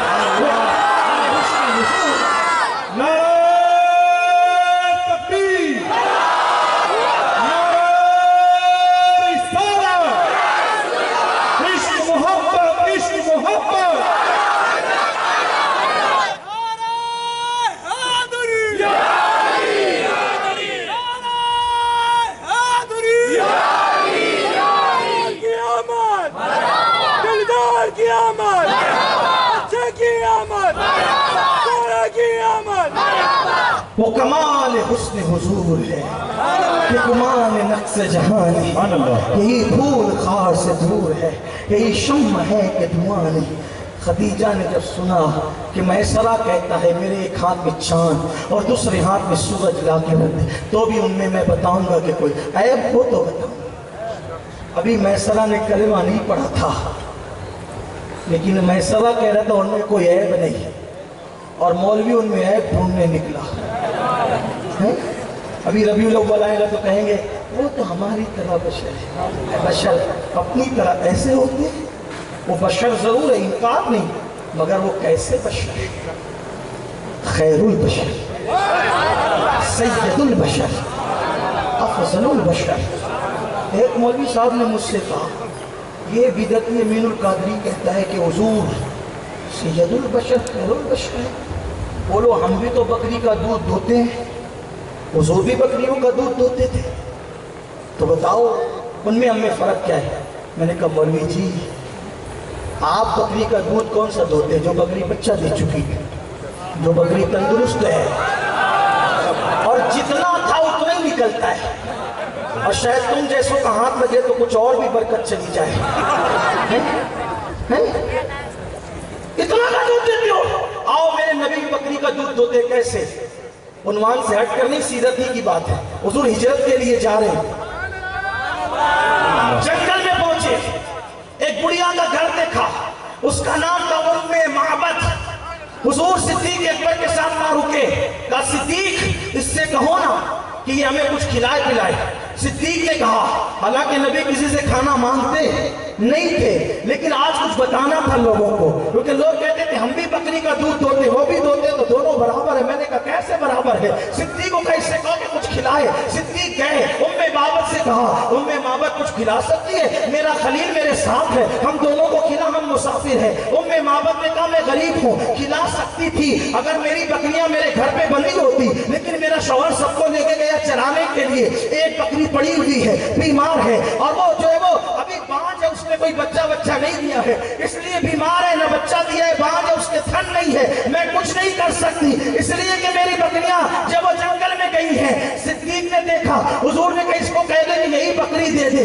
اس نے کہا تندرست ہوتی، بچے والی ہوتی تو دودھ دیتی، اور بچے والی ہوتی بیمار ہوتی تو بھی دودھ نہیں دیتی۔ آپ کیسے لوگ ہیں؟ سرکار نے ام معبد سے نہیں کہا، صدیق سے کہا اس کو بول دے تو صحیح۔ اللہ اکبر۔ ام معبد سے صدیق نے کہا ارے میرا خلیل کہتا ہے دے دے تو دے دینا۔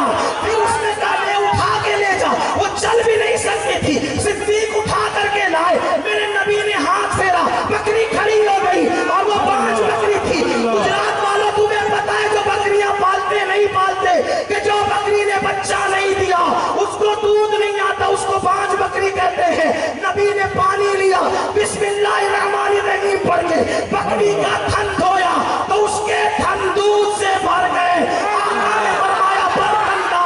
ام معبد یہ منظر دیکھ رہی تھی، حضور دھونے لگے، دودھ نکلنے لگا، ایک برتن بھر گیا کہ دوسرا لا، اس کو بڑا تیسرا لا، اس کو بڑا چوتھا لا۔ ام معبد کے گھر میں جتنے برتن تھے سب بھر دیا۔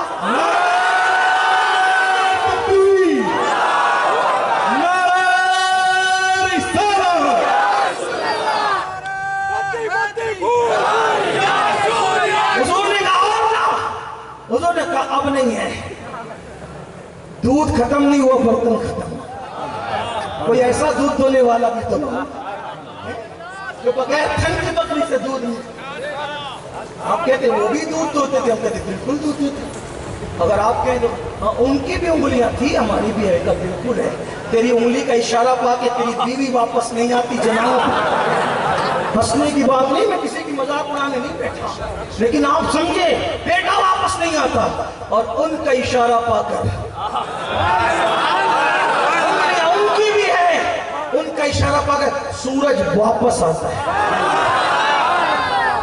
اگر گجرات والوں کیا گدڑا والوں اگر آپ کو شعور ہے تو ایک بات کہوں، سورج پلٹا، سورج پلٹا، پلٹا بھی کیسے؟ کبھی غور کیا؟ سورج پلٹا، صرف اشارے سے پلٹا، اپنا بچہ بھی نہیں پلٹتا اشارے سے، بغیر آواز کے ذرا کرو نہ جانے والے کو ادھر آئے گا، لیکن انہوں نے کہا ادھر پلٹا۔ اور کیسے پلٹا؟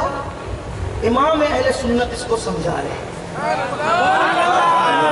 کیسے سمجھا رہے؟ جو کہتے ہیں سورج الٹے پاؤں پلٹے، سورج نہیں، شیر صحیح پڑھو، سورج الٹے پاؤں پلٹے نہیں، یہ نہیں، سورج الٹے پاؤں پلٹے، اس کو ایسے مت پڑھو، مطلب سمجھتے ہیں تو اس کو یہ پڑھو، سورج الٹے پاؤں پلٹے، سورج الٹے پاؤں، پاؤں پہ رکو، سورج الٹے پاؤں پلٹے، سورج الٹے پاؤں پلٹے، مطلب کیا؟ پلٹنے کے 2 طریقے ہوتے ہیں، سر پہ تو نہیں جاتے، پلٹنے کے کوئی جا رہا ہو، میں کہوں ادھر آ، تو ایسے گھوم کے آئے گا. سمجھ گیا نا؟ بتانے کی ضرورت تو نہیں ہے نا، سمجھ میں آ گئی نا؟ کسی کو بلاؤ ادھر آ، تو ایسے بھئی جا رہا تھا تو پیٹھ میری طرف تھی نا، اب بلاؤں گا تو کیسے آئے گا؟ کیسے آئے گا؟ گھوم کے آئے گا. یہ بھی آنا ہوا.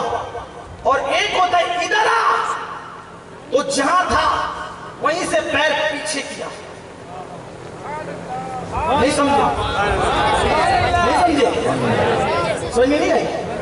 ایک ایسے گھوم کے آنا اور ایک ایسے جہاں تھا، گھوما نہیں، جہاں تھا وہیں سے پیر پیچھے کیا آ گیا.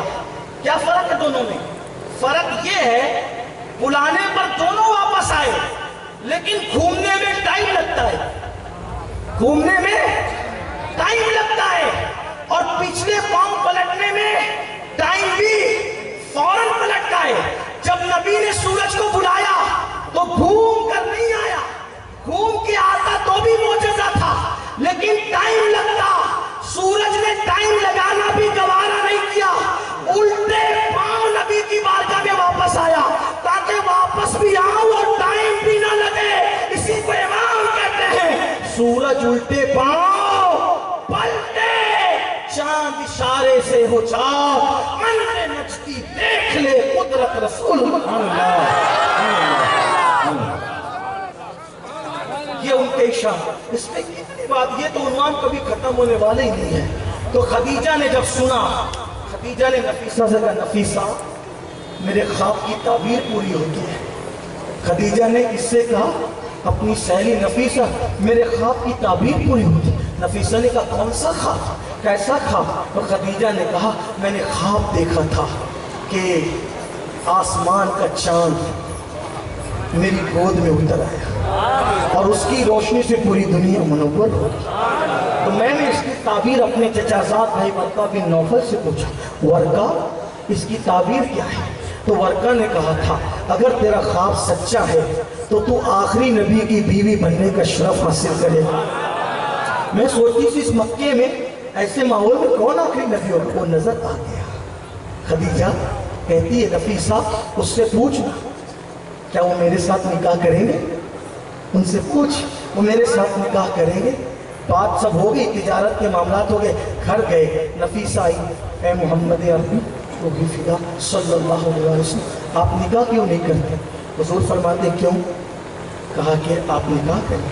آقا نے فرمایا عذرائے انکساری کون ہمیں بیٹی دے گا؟ کہا وہ تو تیار ہے، آپ ہاں کریں. کہا کون؟ ملکہ تجار خدیجہ. خدیجہ؟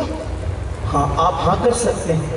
قربان میرے نبی نے فرمایا میں اپنی مرضی سے نہیں کہتا، میرے چچا سے بات کریں، اگر وہ ہاں کرے تو میری بھی ہاں ہے.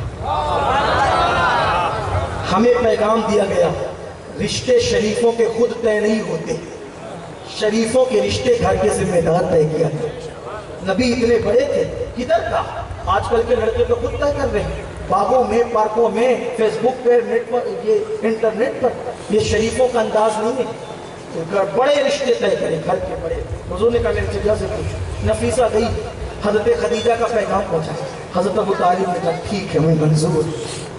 اب یہاں آ کر میرے تصورات و تخیلات کہتے ہیں میرے نبی کے نکاح کی تیاری ہونے لگی. معراج کا دولہا اب دولہا بننے والا ہے. پورے مکے میں خوشیاں ہیں. میرا ایمان کہتا ہے جب میرے نبی کی بارات جا رہی ہوگی تو اس وقت انبیاء کی ارواح آگے آگے چل رہی ہوگی، اولیاء کی ارواح پیچھے پیچھے چل رہی ہوگی. قدرت کا منادی رحمت و نور کی برسات کر رہا ہوگا اور خدیجہ کے گھر یہ بارات پہنچی. لیکن ایک بات آپ کو بتاؤں، جس دن میرے نبی کا نکاح ہونے والا تھا اس دن نبی نے نیا جوڑا جو پہنا تھا، وہ نیا جوڑا چونکہ صدیق اکبر بچپنے کے دوست تھے، وہ نیا لباس صدیق اکبر لے کر آئے تھے. حضور نے پہلی مرتبہ نکاح کے وقت جو جوڑا پہنا تھا لباس، وہ صدیق اکبر لائے تھے، حضور کو تحفے میں دیا تھا۔ بارات چلی میرے نبی کی، خدیجہ کے گھر پہنچی، مکے والے آئے، اس کے بعد دونوں طرف کے لوگ بیٹھ گئے۔ میرے آقا کے نکاح کا خطبہ جناب ابو طالب نے اٹھ کر کے پڑھا اور اپنے خاندان کی تعریف بیان کی۔ اور آپ جانتے ہیں اس دور میں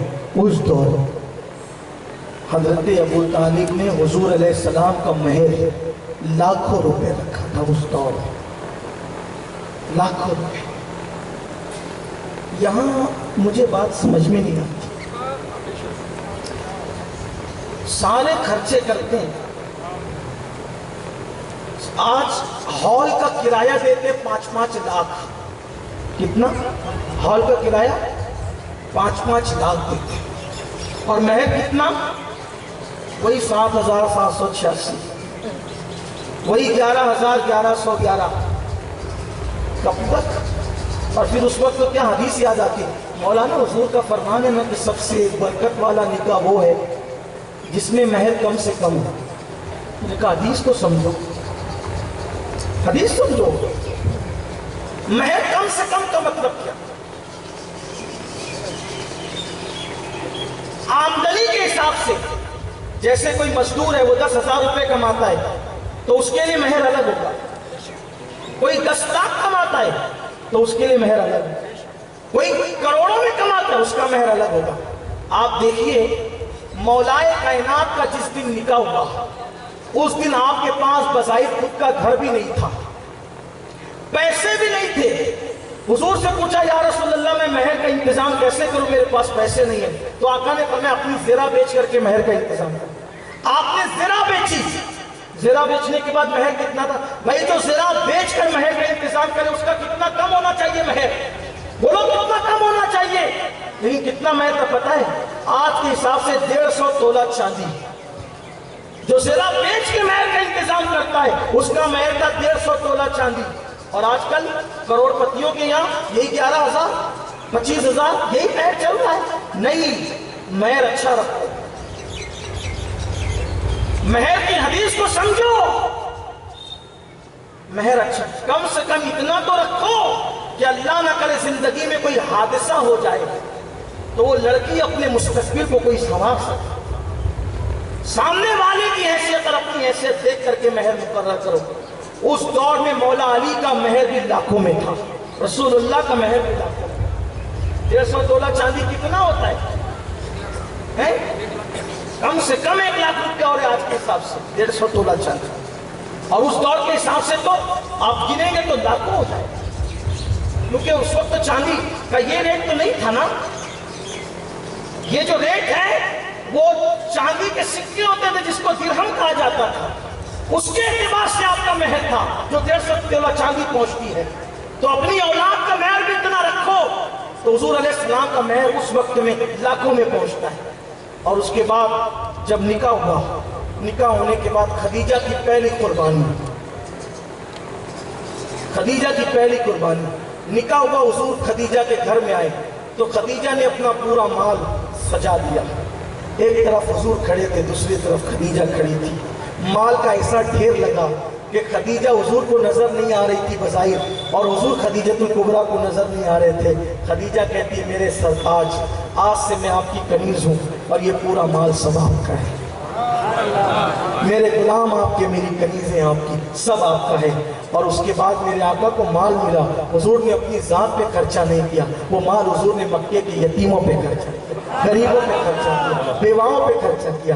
اور اپنی گفتگو سمیٹتے ہوئے کہوں، حضور کو اتنا پیار تھا حضرت خدیجہ سے، اتنا پیار، ایسی پیار کرنے والی بیوی سے حضور نے اتنا پیار کیا، جب تک خدیجہ حیات تھی حضور نے اپنی زندگی میں دوسرا نکاح نہیں کیا۔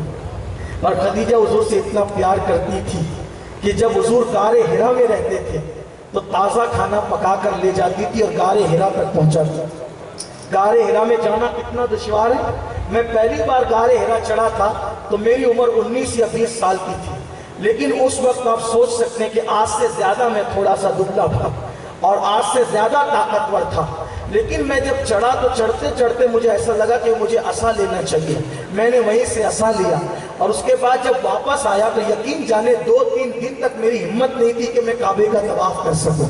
اور حضرت خدیجۃ الکبریٰ روزانہ جاتی تھی کھانا پہنچانے کے لیے غار حرا میں، اور روزانہ واپس آتی تھی۔ حضور سے اتنا پیار تھا، جب تک رہی حضور کو کوئی تکلیف ہونے نہیں دیا۔ خدیجۃ الکبریٰ کا حال یہ تھا، جب اعلان نبوت کیا میرے آقا نے، اعلان نبوت کیا، سب سے پہلے کلمہ پڑھنے والی خدیجۃ الکبریٰ تھی۔ اعلان نبوت کے بعد مطلقاً جس نے سب سے پہلے کلمہ پڑھا ہے وہ جناب خدیجۃ الکبریٰ کی ذات ہے۔ آپ ایمان سب سے پہلے لائی۔ اس طرح ترتیب یہ بنتی ہے، عورتوں میں سب سے پہلے خدیجہ، مردوں میں سب سے پہلے سیدنا صدیق اکبر، کم عمر بچوں میں سب سے پہلے مولائے کائنات، غلاموں میں حضرت زید بن حارثہ، یہ ترتیب ہے۔ لیکن اگر سب سے پہلے کسی نے اعلان نبوت کی بات کی تصدیق کی ہے مطلقاً تو وہ سیدہ خدیجۃ الکبریٰ کی ذات ہے۔ اللہ اکبر۔ پھر خدیجہ کا حال کیا تھا، کیا شان ہے۔ حضور کو کھانا کھلانا، تازہ کھانا، اچھا کھانا کھلانا بہت پسند تھا ان کو۔ ایک مرتبہ دسترخوان بچھا دیا، کہا حضور بیٹھیے میں ابھی کھانا لائی۔ سالن پکایا تھا، سالن کا پیالہ لا رہی تھی، توجہ کرنا ان کی شان کی اللہ کی بارگاہ، سالن کا پیالہ لا رہی تھی، جلدی آنے میں پیر پھسل گیا، پیر پھسلا، حضور نے دیکھ لیا، شرما گئی۔ شرم اس لیے کہ شریف لوگوں کا پیر پھسل جائے کسی کے سامنے شرم آتی۔ آج کل بھی اگر کوئی شریف آدمی بائک سے جا رہا ہو، اس کی گاڑی اگر پنچر ہو جائے اس کو شرم آتی ہے، یار میری گاڑی بیچ میں پنچر ہو، ایسا لگتا ہے پیٹرول ختم ہو گیا تو اس کو شرم آتی ہے، گاڑی اچانک رک جائے شرم آتی ہے۔ یہ شریف لوگوں کی بات کر رہا ہوں، بدماشوں کو کوئی فرق نہیں پڑتا، لیکن وہ تو کیسی شریف خاتون تھی۔ اللہ اکبر۔ پیر پھسلا، حیا آ گئی۔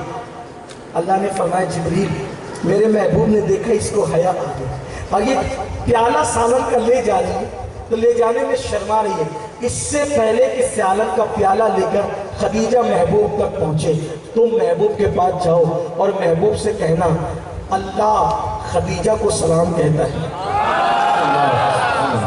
اللہ خدیجہ کو، اور ایسے محل کی بشارت سناتا ہے جو ایسا خوبصورت محل ہے جو یاقوت اور زبرجد کا بنا ہوا ہے اور سچے موتیوں کا جنت میں بنا ہوا ہے، اور اس محل کی خصوصیت یہ ہے کہ اندر کی آواز باہر نہیں آئے گی اور باہر کی آواز اندر نہیں جائے گی، وہاں کوئی شور نہیں ہوگا، اور وہ محل اللہ نے صرف خدیجہ کے لیے تیار کیا ہے۔ خدیجہ آنے میں شرما رہی تو حضور کہتے ہیں خدیجہ آؤ، اللہ تمہیں عرش سے سلام بھیجتا ہے، اللہ نے تمہیں سلام فرمایا ہے خدیجہ، وہ خدیجہ ہے۔ لیکن قربان جب اعلان نبوت ہوا، مکے والے تانا دیتے، حضور گھر میں آتے، حضور علیہ السلام تانے سنتے گھر میں آتے تو خدیجہ حضور کی ہمت بندایا کرتی تھی، مکے والے پتھر مارتے، حضور کا سر پھٹ جاتا تو سیدہ خدیجہ اپنا دوپٹہ پھاڑ کر سرکار کے سر پہ پٹی باندھتی۔ یہ حال تھا۔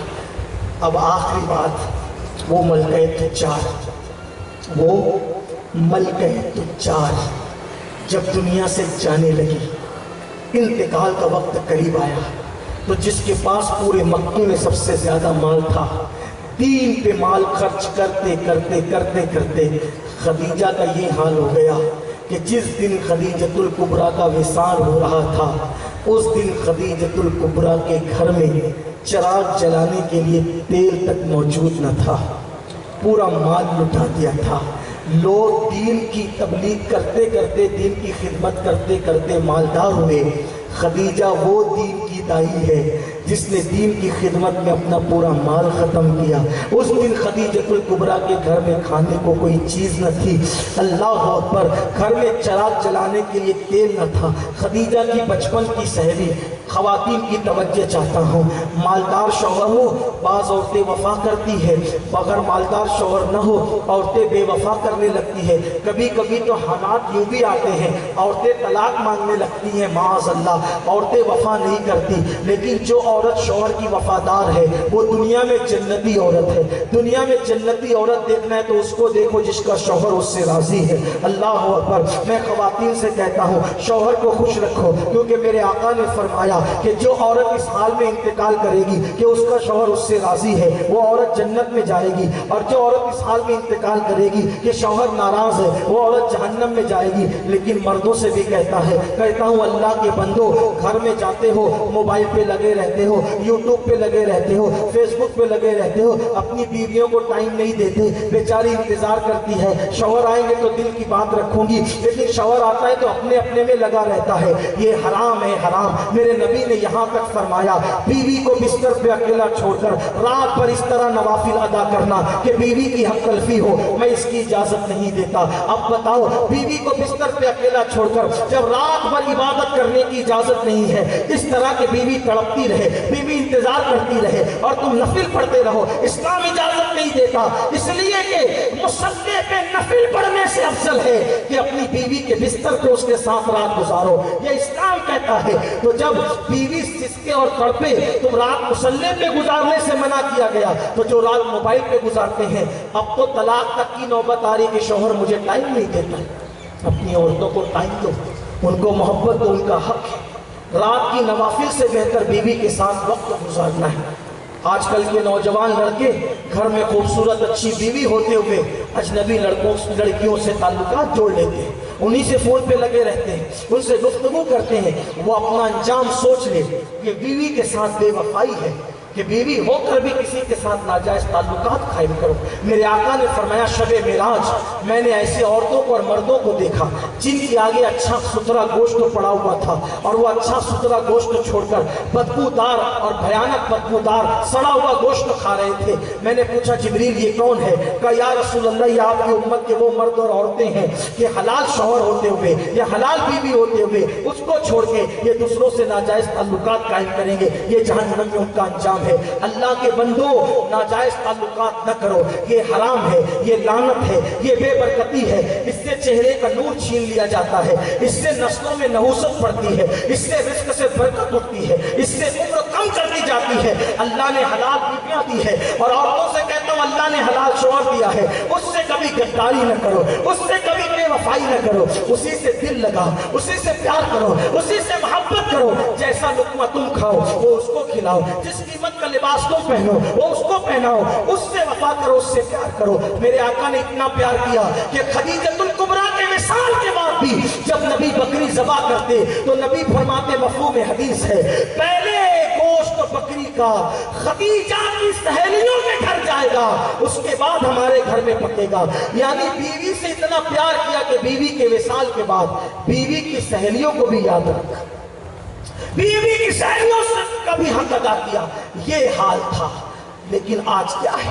اگر عورت بیمار پڑ جائے تو کہتے تیری ماں کی آ جائے علاج کر، اور دوسری کے چکر میں پڑ جاتے حرام تعلقات کے چکر میں، اس کو تڑپاتے بلکہ کچھ شوہر تو یہ سوچتے کہ جلدی سے مرے۔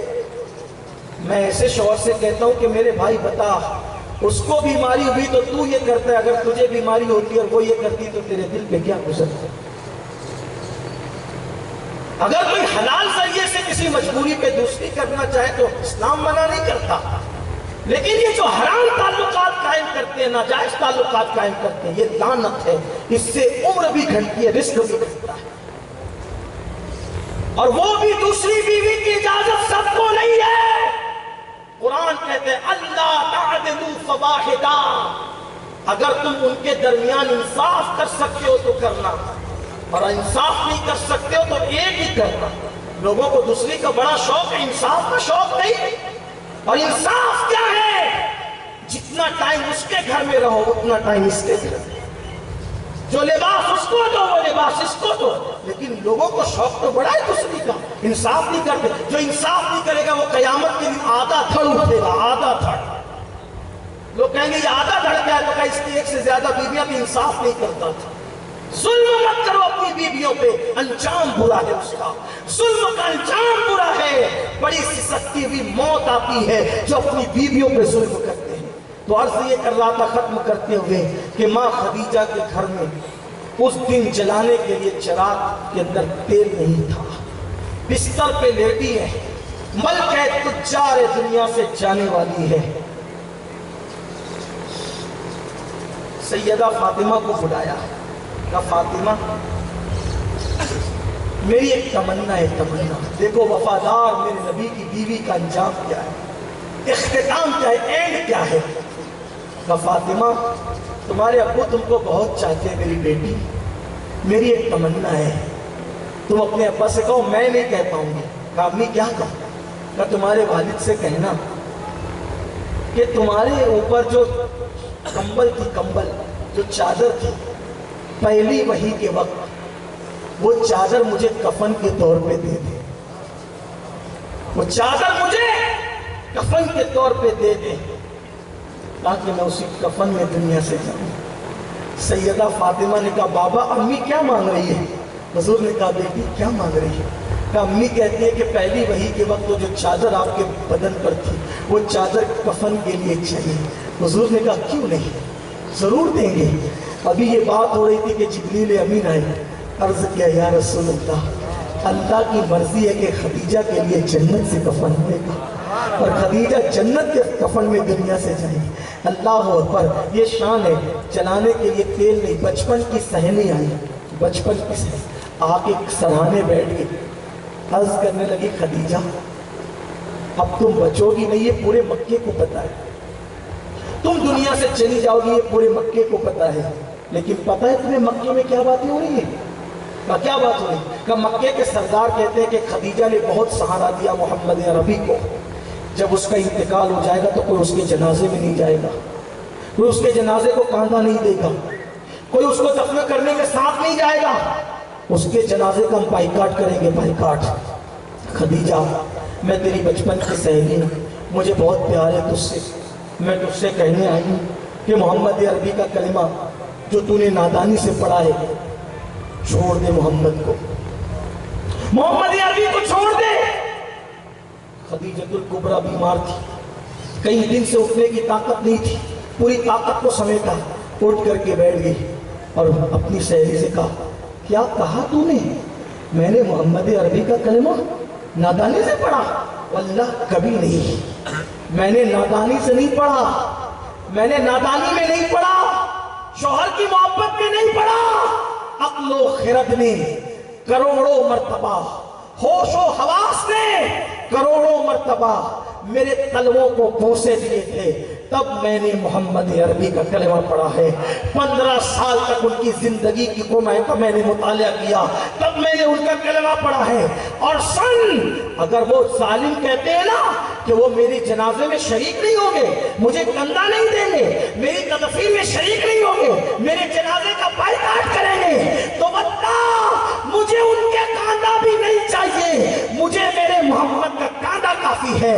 اور سنو، اگر وہ مکے کے قریش ناہنجار میرے جنازے میں نہ آئیں تو مجھے کوئی غم نہیں ہے، انشاءاللہ میرے جنازے میں فرشتے شرکت کریں گے، میرے جنازے میں اللہ کا رسول شریک ہوگا، میرے لیے اتنا کافی ہے۔ اور اگر وہ مجھے مکے میں دفن نہ بھی ہونے دیں تو انشاءاللہ مجھے زمین غیرت میں دفن کیا جائے گا۔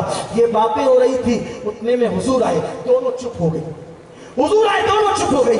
حضور نے خدیجہ کے سر پہ ہاتھ رکھا اور پوچھا خدیجہ کیسی ہو؟ خدیجہ کیسی ہو؟ حضور کسی بیمار کا حال پوچھ لے، جانے مسیحا ہے نام میں ان کے اتنا اثر، جی اٹھتے ہیں مردے بھی سن کر، وہ حال اگر خود ہی پوچھے بیمار کا عالم کیا ہوگا۔ پوچھا خدیجہ کیسی ہو؟ کیا جواب دیا پتہ ہے؟ حضور میں اچھی تھی، آپ میرا حال مت پوچھئے، میرا حال اللہ پہ چھوڑ دیجئے، جتنی دیر تک آپ میرا حال پوچھیں گے آپ جائیے اور دین کی تبلیغ کیجئے، اتنے دیر میں پتہ نہیں کتنے کافروں کو ایمان کی دولت مل جائے گی۔ آپ میرا حال مت پوچھئے، آپ اپنا کام کیجئے، مجھے اللہ پہ چھوڑ دیجئے۔ میرے آقا دعا دیتے ہوئے نکل گئے۔ سہیلی نے دیکھا اتنا یقین، اتنی قربانی، سہیلی کہتی ہے مجھے بھی کلمہ پڑھا اور اسلام میں داخل کرو۔ خدیجہ کہتی کیوں؟ تم تو مجھے اسلام سے نکالنے آئی تھی، تم کیسے کلمہ پڑھ کے مسلمان ہو رہی ہو؟ تو سہیلی کہتی جو اسلام اپنے ماننے والوں کو ایسا یقین عطا کرتا ہے وہ مذہب چھوٹا نہیں ہو سکتا، میں بھی کلمہ پڑھ کے مسلمان ہوتی ہوں۔ اور خدیجہ نے جس دن وصال کیا وہ رمضان المبارک کی 10 تاریخ تھی، اور میرے آقا اس دن خدیجہ کو اپنے کندھوں پہ لے جاتے ہیں، دفن کرتے ہیں اور اس پورے سال کو غم کا سال قرار دیتے ہیں، عام الحزن قرار دیتے ہیں۔ بڑی شان ہے جناب خدیجہ الکبریٰ کی، لیکن بس اسی پہ ختم کرتا ہوں۔ یہ پہلا نکاح تھا اور یہ پہلی بیوی تھی میرے آقا علیہ السلام کی۔ اللہ ہم سب کو رسول رحمت سے زندگی گزارنے کا طریقہ سیکھنے کی توفیق عطا فرمائے۔ گفتگو کے درمیان اگر کوئی غلطی ہو گئی ہو اللہ معاف فرمائے۔ اللہ ماں خدیجہ کا صدقہ مجھے اور آپ سب کو عطا فرمائے۔ ماں خدیجہ کے صدقے ہماری بری تقدیر کو بری فرمائے۔ وما علینا الا البلاغ۔ السلام علیکم ورحمۃ اللہ وبرکاتہ۔